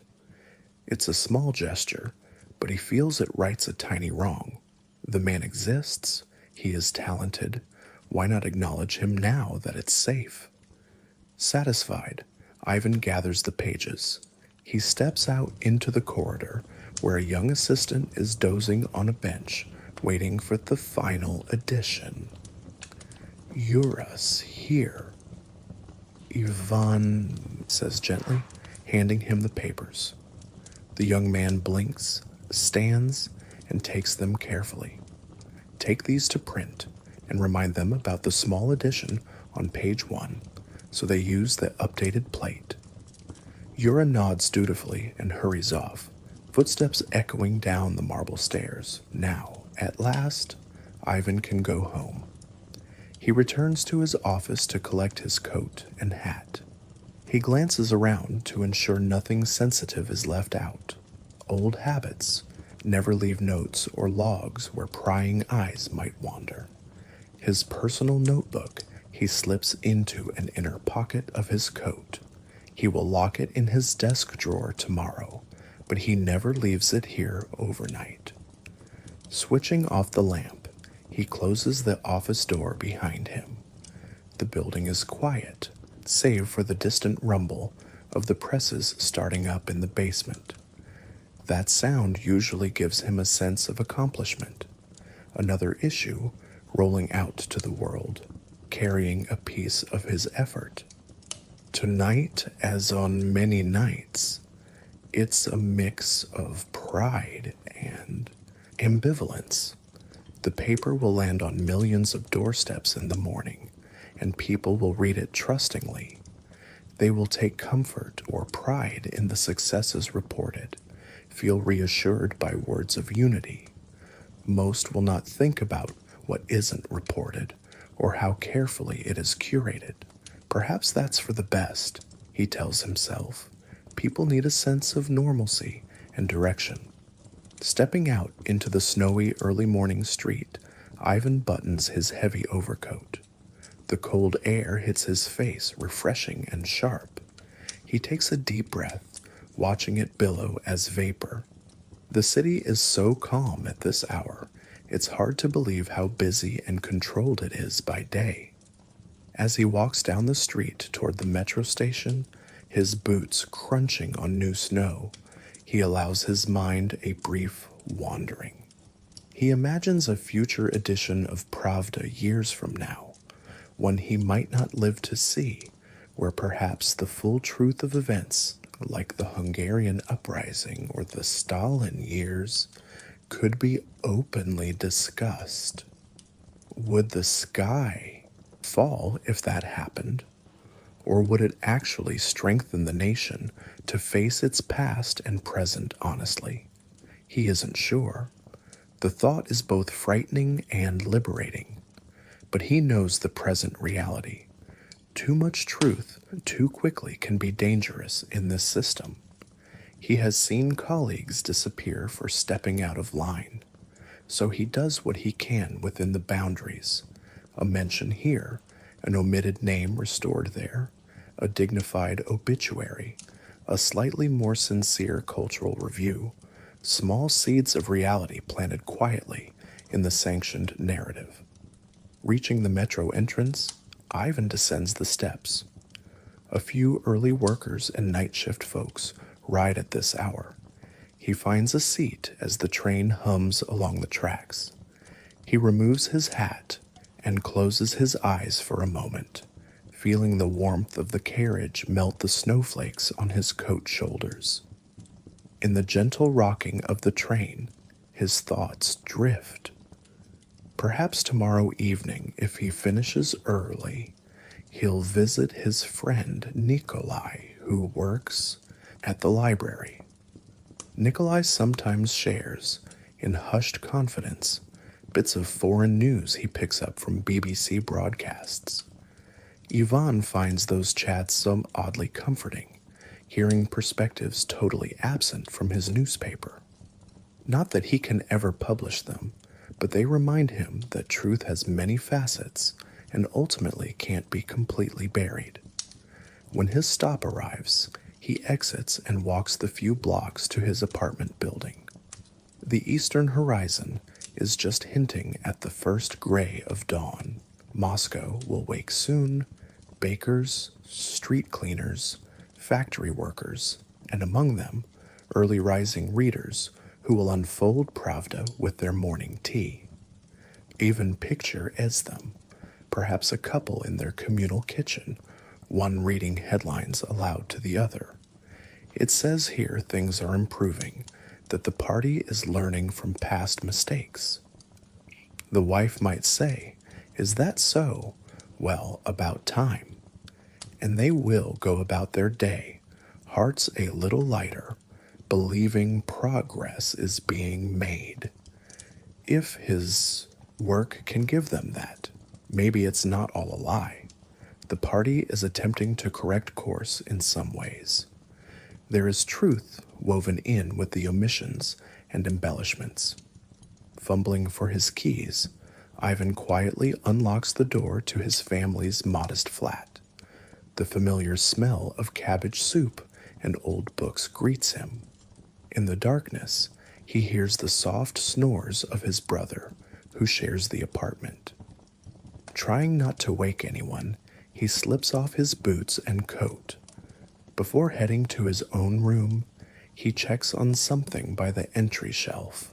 An unopened letter from his son's unit arrived yesterday. He picks it up and holds it to his heart for a moment, making a mental note to read it with his wife come morning. She'll be up soon to start breakfast. Perhaps he will join her briefly, even if he only catches a short nap now. Lying down at last on his cot in the small study that doubles as his bedroom, Ivan pulls a wool blanket over himself. His body is weary, but his mind is still. Unwinding from the night's vigilance, he finds solace by reciting a poem silently, an old Pushkin stanza about truth and time. In his youth, literature had been his first love. Working in news took over, but he still keeps a few lines of poetry in his memory to soothe him on nights like this. As he drifts off, he thinks again of the snowfall outside, blanketing all of Moscow equally, the loyal and the doubtful, the outspoken and the silent. In the quiet of early morning, the city is united in slumber and dreams, free for a few hours from slogans and strictures. Ivan allows himself to believe that eventually dawn will come, not just to the sky, but to the minds of his people, a dawn where they can see clearly without fear. Until then, he will continue doing what he does, navigating the twilight, printing the controlled truth, and smuggling small beams of light into the darkness where he can. With that gentle resolve, Ivan finally closes his eyes. The muffled sounds of the city waking mix with his slowing breath. In a few hours, he'll rise and do it all again. But for now, in these last moments of the long night, he embraces the well-earned sleep of a man who has walked carefully on the thin ice of truth and survived one more day. The editor sleeps as the Soviet dawn breaks. Thousands of miles east, another morning rises on a different kind of battle over words and ideas. In the mid-1960s, amid the fervor of China's Cultural Revolution, we find ourselves in a dusty library turned upside down by youthful zeal. Let us step gently into that scene, where a librarian quietly moves among scattered pages, determined to save what knowledge she can. China, 1967, the librarian during the Cultural Revolution. early dawn light creeps through the high windows of a once elegant library in a Chinese city. It is 1967, and the great proletarian cultural revolution is in full fury. The library's main reading hall, which should be silent and orderly, is, instead, a scene of recent chaos.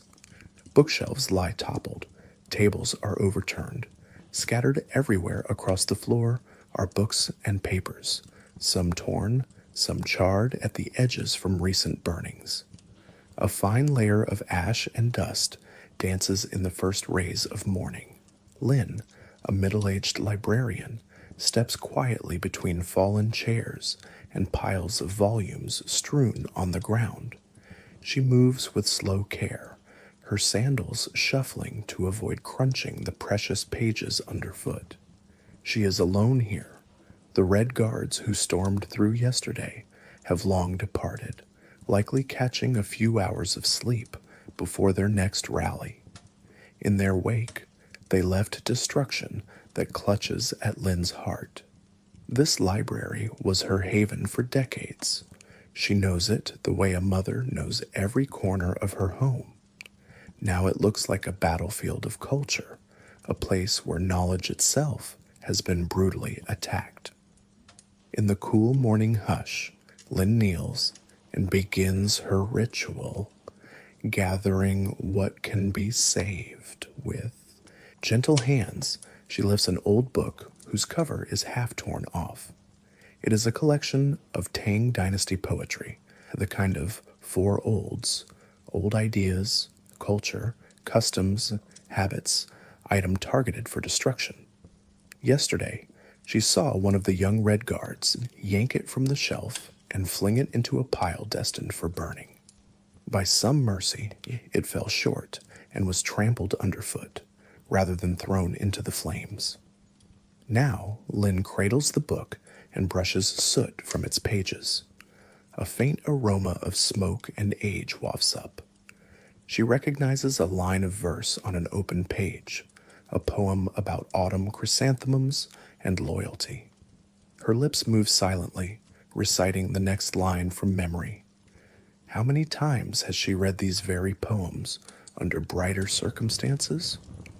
Her breath trembles. Each book she picks up feels like retrieving a wounded friend from a massacre. She has to swallow her grief and focus. From the pocket of her faded tunic, she produces a piece of cloth and wraps it around the Tang poetry book, tying a careful knot. She will hide this in a safe spot soon. As Lynn continues across the room, shafts of dusty light reveal more heartache. Whole sets of encyclopedias shredded, paintings and scrolls ripped from the walls. In one corner, there's a heap of torn pages that the Red Guards had torn out to use as kindling. Many pages are blackened at the edges, but not fully burned.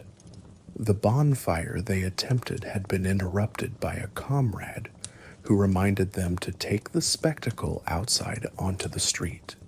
In that momentary chaos, some burning books were left scattered on the floor, smoldering. After they left, Lynn rushed with water to douse the embers, ignoring the risk to herself.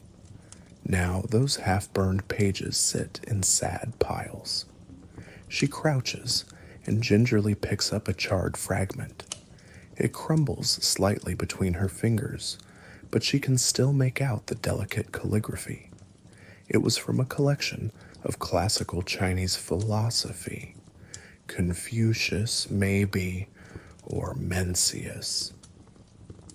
Precisely the Seold, thinking the Red Guards are determined to obliterate. Lynn recalls how one teenage Red Guard, a girl with fierce eyes, had shouted at her, "These books are poison. They keep people loyal to the old feudal ways. We're making room for the new." That girl then grabbed a volume of Confucius's Analects and hurled it into the flames, her face lit with zeal.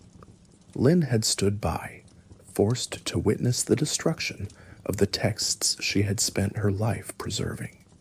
At that moment, she felt part of herself had been cast into the fire as well. But Lynn is not a passive witness in the quiet of this morning. As she sifts through the remnants, she is methodically selecting certain pieces to save. She has a plan. Over the past year of the Cultural Revolution's turmoil, she learned to adapt. Many precious books and scrolls she had already hidden in secret niches behind false panels and in the hollow cavity beneath the attic stairs, anticipating these raids. Still, they always find more to destroy. So now, she searches for what might yet be salvaged, pages that could be reborn, books that could be repaired, or at least their content remembered. She gently gathers a bundle of mostly intact pages from what was once a hand-copied genealogy of a local family.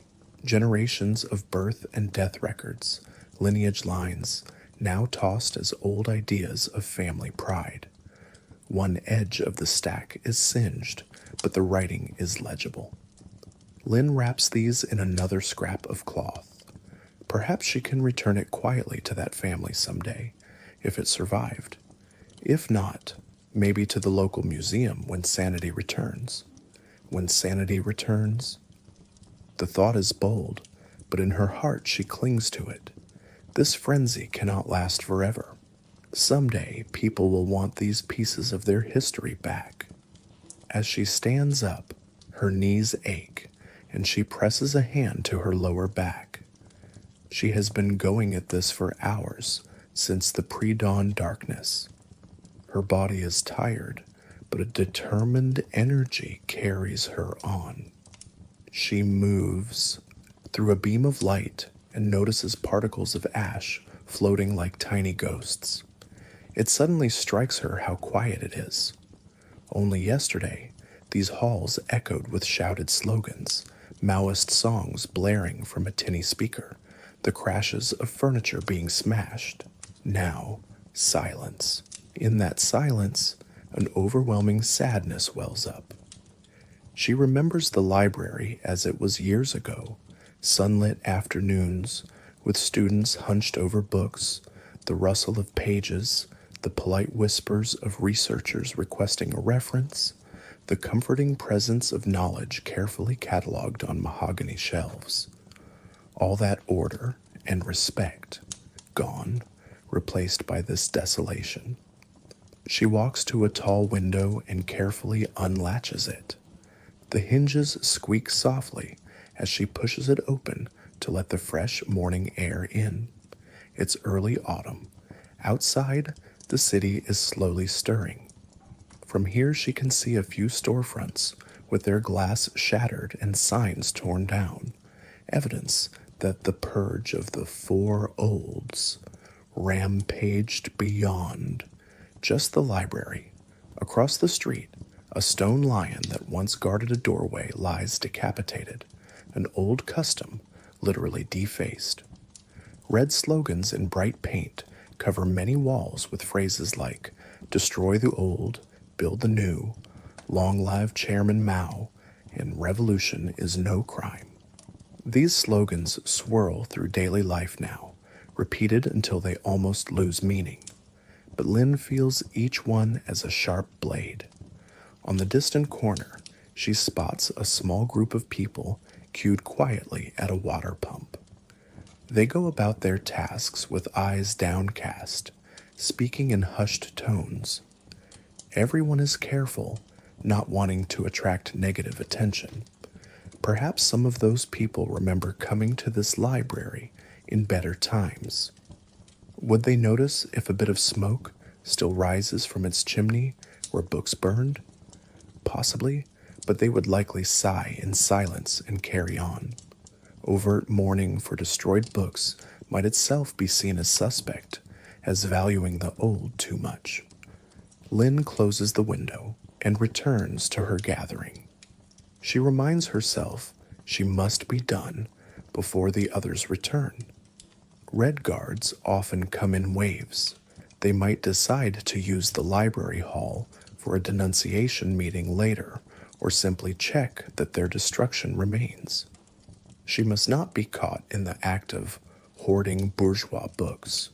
That could get her paraded in the street with a dunce cap like some professors she knew. The memory of one such scene still haunts her. Her former literature teacher, a kind elderly man, forced by students to wear a sign reading reactionary academician while they jeered. She shudders. No, she must be careful and quick. Taking a sturdy canvas sack, Lynn moves with purpose to the back archive room, or what remains of it. This small chamber was half emptied by the Red Guards, but some heavy cabinets were too cumbersome to break, so they left them. Inside those cabinets are records that did not interest the youngsters: statistical almanacs, technical manuals. Those they consider safe for now. But among them, Lynn had placed a few old rare books, hoping they'd be overlooked. She swings open a steel cabinet door and reaches behind a row of manuals to pull out a slim volume bound in yellow silk. It is a collection of classical Song Dynasty paintings reproduced in prints. She presses it to her chest for a moment, relief flooding her that it wasn't found. Into her sack it goes. She also fishes out a small bundle of letters tied with twine. These were letters from a local poet to his son, discussing daily life and hopes for reform, dated in the 1940s. Not particularly incendiary, but anything that isn't officially approved could be seen as subversive now. The Red Guards had tossed loose papers around, but had missed these, tucked away. She decides to hide them more securely later.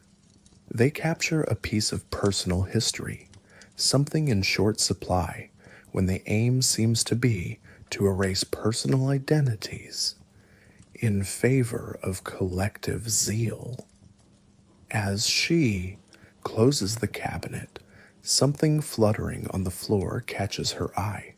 She picks it up. It's a torn page bearing the image of Mao Zedong, likely from one of the ubiquitous little red books of Mao's quotations or a propaganda poster. It must have gotten ripped accidentally in the frenzy. A curious chill goes through her. This scrap with Mao's face, to throw it away could itself be seen as blasphemous if found, yet to keep it among treasured items feels wrong to her personal sentiment. Carefully, she places it aside on a table, intending to dispose of it properly, perhaps reverently bury it, or burn it separately, so as not to be accused of disrespect. Even here, in solitude, she must moderate her every action by how it might be perceived if scrutinized. Oh, that is the psychological toll of these times. But beneath that caution lives her quiet defiance. Every book she saves is an act of resistance, a seed for the culture's renewal when this storm blows over. With her sacks now moderately filled with the most precious items she could gather, Lynn returns to the main hall. She makes one more sweep, looking for anything else that should not be left to ruin. She stops by a table where yesterday she saw something heartbreaking. A young Red Guard smashing a glass display that held ancient manuscripts. All that delicate calligraphy on rice paper, some original, some copies, spilled out, and the youths tore them up laughing, tossing the fragments like confetti. Lynn's throat had burned with suppressed cries watching that. She stoops to that area now, hoping maybe one or two manuscripts survived relatively intact under the wreckage of the case. Carefully, she lifts a broken piece of glass and metal frame. Beneath, amazingly, One slender scroll remains mostly unscathed, likely protected by the frame's fallen edge. She unfurls it just enough to see. It's a portion of a Qing dynasty scroll depicting a landscape and poetry. A miracle that it's in one piece. She nearly cries out with joy, but catches herself. Rolling it gently, she slips it inside a cardboard tube from a drafting map that no one cared about and tucks it into her sack. That felt like retrieving a surviving jewel from ashes. At last, Lynn realizes time is running. The sun's angle is higher. She expects soon a whistle or bell will signal the morning's political study sessions the Red Guards often hold. They may come here next. She must be gone, and these items safely hidden before then. She takes one final look around the library's devastated interior. A part of her wants to weep openly for it, for the decades of knowledge and beauty that were housed here, now treated as garbage. But she steels herself. Instead of tears, she allows herself a different outlet. Quietly, under her breath, she begins to recite a line from memory. It's a line of classical poetry she has known since childhood. Paper can burn, but words of wisdom rise like smoke to the heavens. She's not sure which poet said that, or perhaps she's blending lines, but it comforts her to say it. She then softly speaks a promise into the dusty air.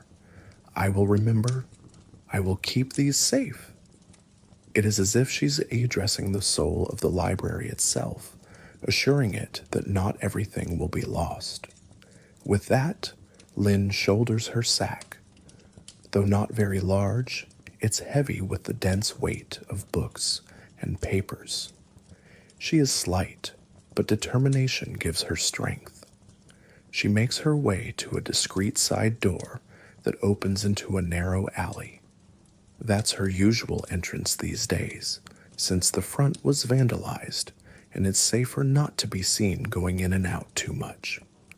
Stepping out, she squints in the daylight. The alley is empty except for a stray dog sniffing around. Lynn closes the door gently behind her, heart pounding slightly at the risk she's taking carrying these materials. If a zealous youth stopped her and inspected the bag. She breathes deeply. The key is to act as though nothing is amiss. She straightens up and walks slowly, hugging the sack. Her destination is her own house, a modest single-story dwelling a few blocks away, where she's arranged some hiding spots under floorboards and in the garden shed's false wall. Each step, she prays silently not to encounter a zealot. Passing the corner where some Red Guard posters are plastered, she sees a few of them cycling by on their bicycles, red armbands bright. Quickly, she ducks her head and feigns adjusting her shoe, letting them pass without noticing her.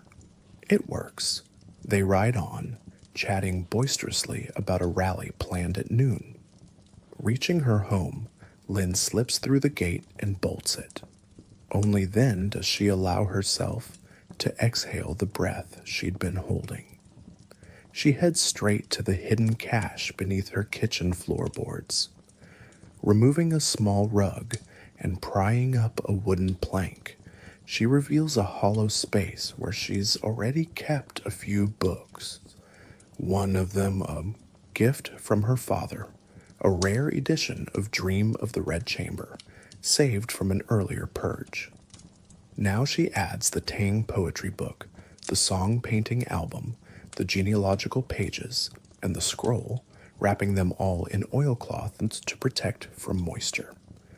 She replaces the plank and rug.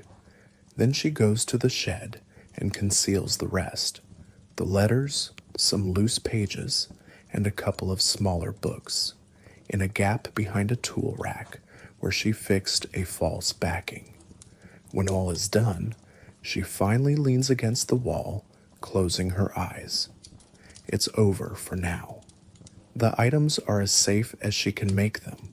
What will become of them? She doesn't know for sure. Maybe weeks, months, or years from now, sanity will return to the community and she can bring these treasures out again. Maybe she or someone else will donate them quietly to a library or museum. Or perhaps she will simply pass them to her children or another generation, preserving memory. Until such a time, they rest in darkness. Seeds beneath winter snow, awaiting spring. That image feels so apt to her, an entire culture's wisdom forced into hiding, waiting for more enlightened days to bloom again. Lynn dusts off her hands and goes inside to wash. She takes a bowl of water and notices her reflection. Smudges of soot on her face, a streak of dust across her cheek, her hair coming loose from its pins. She looks tired, older than her years maybe, but in her eyes, despite the sadness, there is a glimmer of resolve. She has not surrendered to the madness. Quietly, she repins her graying hair and wipes the soot away. As she does, she murmurs a phrase Chairman Mao often says in his book: "A single spark can start a prairie fire." Ironically, the Red Guards use it to justify igniting revolutionary fervor, but Lynn thinks of it differently now. A single spark of truth, preserved through the darkest times, can reignite civilization when the time is right. She allows herself a small, hopeful smile at that thought. Outside, she hears the distant sound of gongs and slogans, likely a new struggle session starting in the town square. But inside her modest home, for a moment, there is peace. Sheltered under her floorboards and in her shed, the voices of the past quietly endure thanks to her, and in her heart, she carries the conviction that one day this storm will pass. When it does, she will be here, keys in hand to reopen the library doors, carefully kept books in arm, ready to replenish the shelves and welcome back those who seek knowledge freely. For now, she stirs a pot of tea and sits for a moment of rest. The sun has fully risen, casting warm light on her humble belongings. She is exhausted, but at ease knowing she has done all she could. Taking a sip of tea, Lynn closes her eyes and silently dedicates it to all the wise ones whose works she saved, to the old that will one day become the foundation of the new she toasts in her mind. The tea's warmth spreads through her, and in that quiet morning, amidst chaos in the world outside, a gentle sense of victory and hope takes root in her soul. The fierce winds of the Cultural Revolution gradually calm as the years pass. And while one woman safeguards her nation's heritage, far to the northwest, another quiet rebellion is brewing in the heart of the Soviet Union's late decades. It's the 1970s, in a city where surveillance is everywhere, yet under the cover of night, a poet prepares to share his forbidden verses. Let us follow him through lamplit streets and secret gatherings, where every whispered poem is an act of courage and faith in the human spirit. Soviet Union, 1970s. The underground poet, Leningrad, the late 1970s. Night has deepened over the city's canals and Baroque facades. A light snow falls, dusting the silent avenues in white. In a small fifth-floor apartment, a single lamp is lit in one room, its curtains tightly drawn. Inside that room, Alexei, a poet in his early 30s, sits at a plain wooden desk. The hour is late, but he is wide awake, fueled by a mix of nervous energy and resolve. Before him, the desk is a landscape of paper, neatly typed pages, some carbon copies smudged with purple ink, and a few handwritten sheets covered in his flowing cursive. An old typewriter sits near the center of the desk, its keys covered with a thick towel to muffle the clatter as much as possible. Alexei's apartment is quiet, save for the soft scratch of his pen and the occasional distant hum of a car on nearly empty streets below. He has spent the past hours preparing for tonight's small but significant mission, distributing his newest poem through the underground network of samizdat, self-published literature passed hand to hand in secret among trusted circles. On the typewriter, he has carefully typed 5 copies, using thin carbon paper to imprint multiple sheets at once of his latest cycle of poems. He would have made more, but every extra's copy increases risk, and materials like carbon paper are limited and watched. 5 will do for now, to be shared further by others copying them in turn, like multiplying sparks. He picks up one freshly typed page, holding it close to the lamp. His own words gaze back at him. The poem is titled Winter Sun. It's written in a style that on the surface could be about nature, the feeble winter sunlight over the frozen Neva River, but those who know will read the subtext. It's about living under oppression, yet still yearning for enlightenment. There are lines that to an outsider might seem innocuous, but Alexei layered them with double meaning. For instance, though the sun is pale, every day it climbs a little higher. To him and his clandestine readers, that suggests hope that freedom or truth will gradually rise despite the current chill of censorship. He runs a hand through his dark hair and sighs, releasing a tension. Writing these poems was the easy part. In a sense, the words flow in the quiet of his mind. But sharing them, ensuring they don't just languish hidden in a drawer, that is the courageous part. He remembers the fate of other writers who dared to circulate their true thoughts, house searches, manuscripts confiscated, even arrests. One friend of his, a fellow poet, was detained last year for possessing carbon copies of a banned novel. Officially, he was charged with anti-Soviet agitation, and he's now spending time somewhere in a labor colony. Knowing this, Alexei's heart beats faster.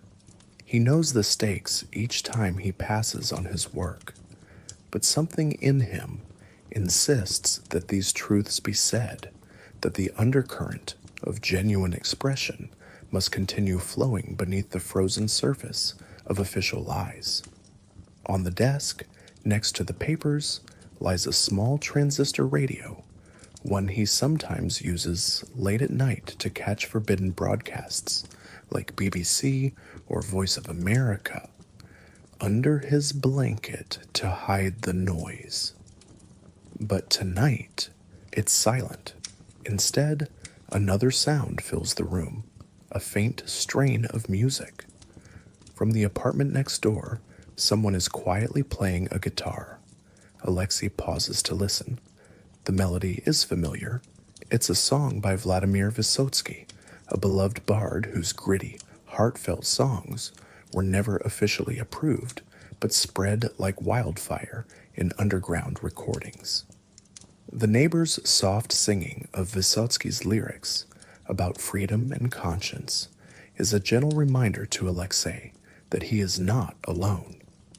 Many quietly crave more openness, more authenticity, even if they only dare express it in their living rooms with trusted friends. He gathers the typed pages and carefully collates them into 5 sets, stacking them and folding each into a plain envelope.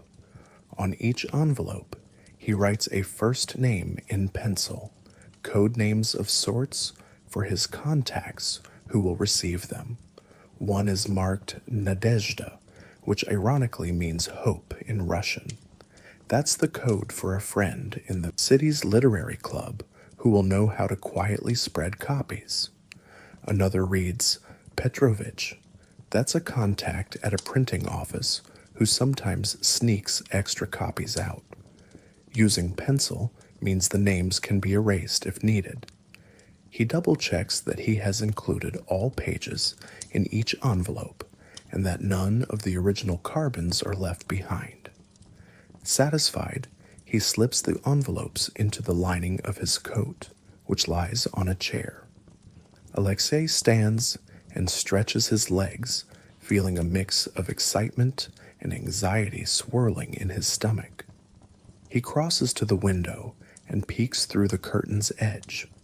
The street below is mostly empty now, just a parked Lada car dusted with snow and an old street lamp illuminating the falling flakes. It's near midnight. The city is largely asleep. This is the safest time for him to move. He dresses warmly, a thick sweater, coat, boots, and a gray wool scarf. Before leaving, he goes through a mental checklist. Typewriter covered and locked in his desk in case of an unexpected search, though that's no guarantee of safety. Original drafts hidden in a safe spot. He keeps them tucked between pages of innocuous books on his shelf. The apartment lights left as they were. He will switch off the lamp as he leaves so no sign of activity remains. He even arranges his bed to look like someone might be sleeping there, another trick in case of a quick raid. Perhaps it would buy him some minutes as they search for him at home. His breath catches for a moment as he imagines that scenario, KGB officers overturning his desk, finding the carbons or drafts. He wills the image away. Carefulness and luck have served him thus far. He must trust them a bit longer. Pulling on his coat, he pats the inner lining where the envelopes are flat against the fabric. They don't bulge outward. Good. He turns off the lamp, plunging the room in darkness except for the faint glow from the window. He navigates to the door, takes a deep breath, and quietly slips out, locking the door behind him with a soft click. The stairwell of the old building is unlit at this hour. He steps lightly down the wooden steps, avoiding the third one on the right that he knows creaks loudly. All is quiet, save for a distant muffled cough from a neighbor on second floor. He reaches the heavy front door, unbolts it, and eases it open. A cold gust greets him, snowflakes brushing his face. He pulls his hat down and wraps the scarf over his nose. Outside, the street lies under a hush. The snow muffles sound and no wind blows, so it's almost eerily still. Alexei turns left and begins walking at a normal pace. Not too fast, that could draw attention if any militiaman sees. Not too slow, just a man out for a late stroll or on his way home, perhaps. He has a route in mind. His first drop is to slide one envelope under the door of a trusted friend's flat a few blocks away. She works as a librarian and discreetly shares samizdat with others who come asking. That's Nadezhda. After that, he'll cross the Fontanka River and leave another envelope in a pre-arranged hiding spot behind a loose brick by a canal bridge. Petrovich will retrieve it before dawn. The rest he might deliver tomorrow night, depending on how risky it feels. As he walks, he stays observant. Every shadow, every distant figure could be a potential threat, or nothing at all. At one corner, a streetlight is out, leaving a patch of darkness he must pass through. His heartbeat quickens as he does. He's momentarily blind to whether anyone might be lurking. But he emerges fine on the other side, exhaling. Crossing an intersection, He sees a lone police patrol car parked up ahead, 2 officers inside presumably staying warm. He adjusts course slightly to avoid walking directly under their gaze. In doing so, he walks along the embankment of a canal. The moon peeks through clouds, reflecting on the slow-moving water below, some sections crusted with thin ice. He can't help but think of one of his older poems about this very canal in winter, and wonders if any readers of the Samizdat copies ever connected it to him or this place. Likely not. He uses no names or places in his pieces, intentionally. Within a few minutes, he's on the quiet side street where Nadezhda lives. The building's facade is dark. All windows show no lights. Good. He finds the side service entrance her family uses, which is less public than the front. Taking one envelope from his coat, he crouches and gently slides it through the gap under the door, pushing until he's sure it went through and lies inside. He stands and continues walking without pause, as if it never happened. Onwards he goes, making his way towards the Fontanka Bridge. The sound of his boots crunching in the snow is the only noise, until he hears something that makes him halt instinctively. Voices echoing from a side alley. He presses himself into a doorway's shadow and listens. 2 male voices, speaking drunkenly, likely late-night revelers. They don't sound official or serious, just slurring a folk song. He allows himself a slight smile and moves on once they pass, the bottle in one's hand clinking. Reaching the small bridge, he casually leans on the railing for a moment, as if admiring the peaceful view. Checking that no one's watching, he then steps to the side where there's a loose brick at the ankle level. With a swift motion, he removes the brick, revealing a shallow niche. In goes envelope number 2. Brick replaced, fitting flush as before. Task done, so far so good. 2 out of 5 delivered. The next drop, he debates whether to continue tonight or not. It's getting later, and the temperature dropping further. The city will soon have early workers and street cleaners about, but perhaps he can manage one more, an address only 2 blocks from here, a fellow poet's home. Yes, he decides to do that, and call it a night. He proceeds down a narrow street, lined with birch trees now bare and frosted. He imagines spring leaves on them, thinking how different this covert walk would feel if it were daylight and people. In some ways, the emptiness helps him feel free. Ironically, under cover of night is when he feels most himself, carrying truth in his coat. Approaching the building of his fellow poet, he is startled by a sudden noise, a door opening abruptly just ahead. Light spills out, and 2 figures come down the steps. Quick as a cat, Alexei ducks behind one of the birch trees and half crouches, hoping the darkness and the tree trunk conceal him. He peers.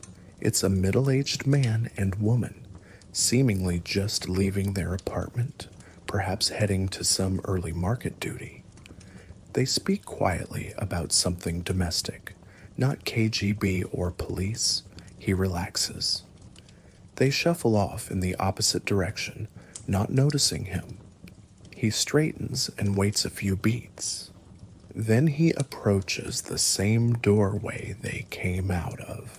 He knows his friend's flat is on ground floor left. Easiest just to tuck the envelope between the door and jam. He does so, hoping she finds it before anyone else does. But he trusts she will. They had an understanding that if a slip of paper was sticking out, she'd grab it first thing. Now Alexei feels the weariness in his bones. Adrenaline can only carry one so far, and the chill is creeping through his boots. It's time to go home. The last two envelopes can be delivered tomorrow under some excuse of daytime errands or handed off discreetly to someone. He turns towards his own district, walking with the relief of being unburdened. He has done it. His poems are out in the world again. He allows himself to imagine them being read in someone's kitchen late at night, maybe moving another stifled soul, giving them comfort or a spark of courage. He thinks of a line from one of tonight's pieces. What is whispered in the dark will be heard in daylight. It's both a hope and a prophecy he clings to, that one day all these secret truths will be spoken openly, and the fear that confines them will vanish. Reaching his building, he quietly re-enters and climbs the stairs, his footsteps alight with satisfaction.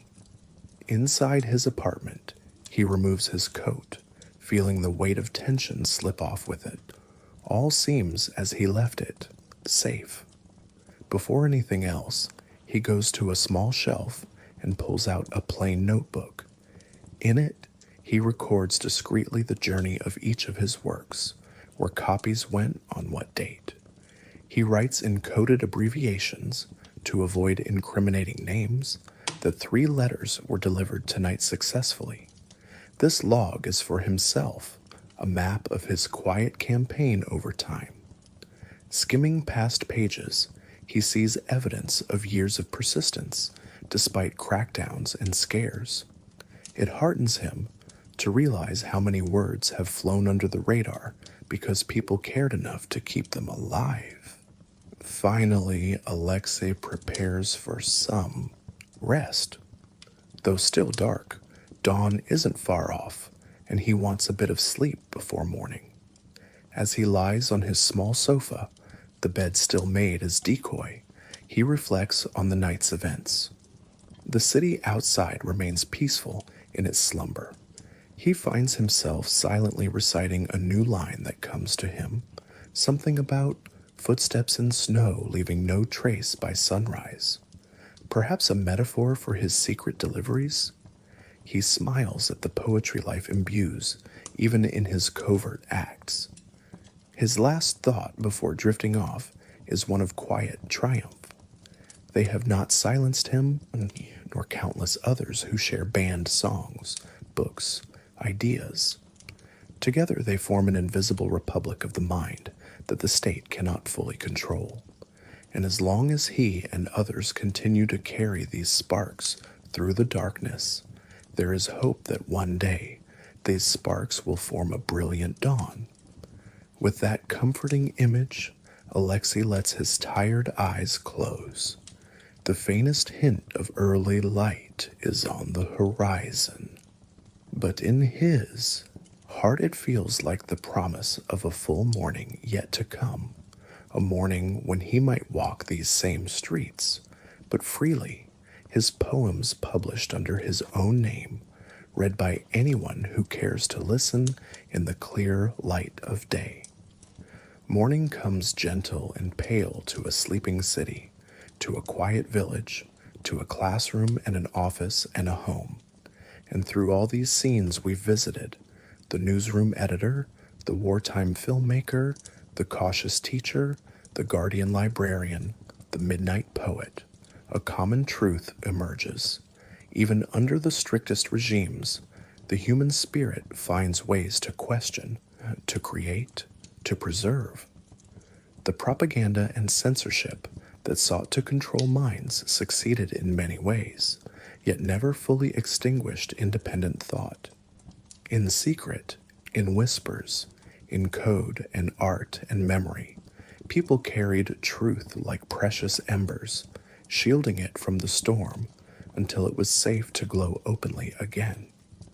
Now, as our journey through these nights and years comes to a close, imagine all those characters separated by time and geography, yet connected by their quiet acts of courage. The radio broadcaster in Nazi Germany, after the war, finally able to speak truthfully about what happened. The British filmmaker living to see peace and perhaps making films of celebration rather than necessity. The American teacher witnessing a calmer era where open discussion returns to the classroom. The Soviet editor, years later, hearing of glasnost and feeling a weight lift as old taboos fall. The Chinese librarian, seeing her library rebuilt and her saved books returned to shelves for young readers to discover. The underground poet, waking one day to find his words published in broad daylight, his voice no longer a crime. In each case, the darkness was not eternal. The morning came, the details and outcomes differ, but knowledge and hope survived. As you drift now, perhaps towards sleep or just a calmer state, carry with you this gentle assurance that even when night and silence reign, there are those who keep the light alive. A single candle in a window, a single honest word in a letter, a single melody hummed under one's breath. These small things accumulate, and eventually they dispel the dark. Our journey spanned continents and decades, yet in the soft tapestry of this storytelling, all those moments feel like one continuous lullaby of resilience. Let the images fade now. The snow-covered Leningrad streets, the quiet library at dawn, the classroom after hours, the dim radio studio, the editing room lit by a single lamp. In each, a calm has settled after turmoil, and so too let a calm settle within you. Imagine now that you are floating above, watching night turn to early morning in each place. Golden sunlight touches the ruins of books and makes the motes of dust shine like stars in the librarian's view. The poet's last snow of the season melts in beams of a new sun. The editor rubs his eyes in the office window as first light breaks, perhaps daring a genuine smile at the new day's headlines, hopeful they may ring truer. The teacher arrives in a quiet classroom with dawn's rays filtering in, grateful for the chance to teach with a little less fear than the day before. The filmmaker steps out into a crisper, bright morning, free to capture beauty without filters. All different, yet all part of an unending cycle. Night yields to day, ignorance yields to truth, silence yields to song. As you breathe gently, feel the kinship with all those who, in history's darkest nights, tended the flame of knowledge so that you, we, all of us, could enjoy its warmth and light when the time was right. Their stories, like a soft chorus, assure us that even when what we see and read is tightly controlled, beneath it the human desire for truth and connection remains, waiting patiently for its moment to bloom. Now the story script grows quiet.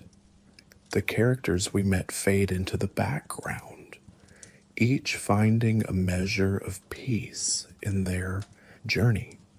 In this calm closure, let yourself drift, knowing that across time and space, countless hearts have fought in quiet ways for the freedom to tell their stories, and that gentle courage lives on in each whisper of hope, each act of empathy, each shared word.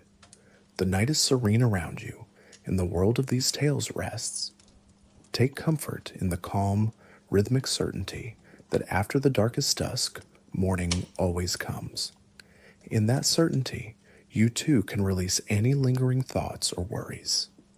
Like the closing of a well-loved book, gently close your eyes and let sleep wash over you, safe and at peace, cradled by the enduring lullaby of history and humanity, a song of resilience, of truth quietly triumphing, and of the unbreakable light that lives in every human soul. Good night.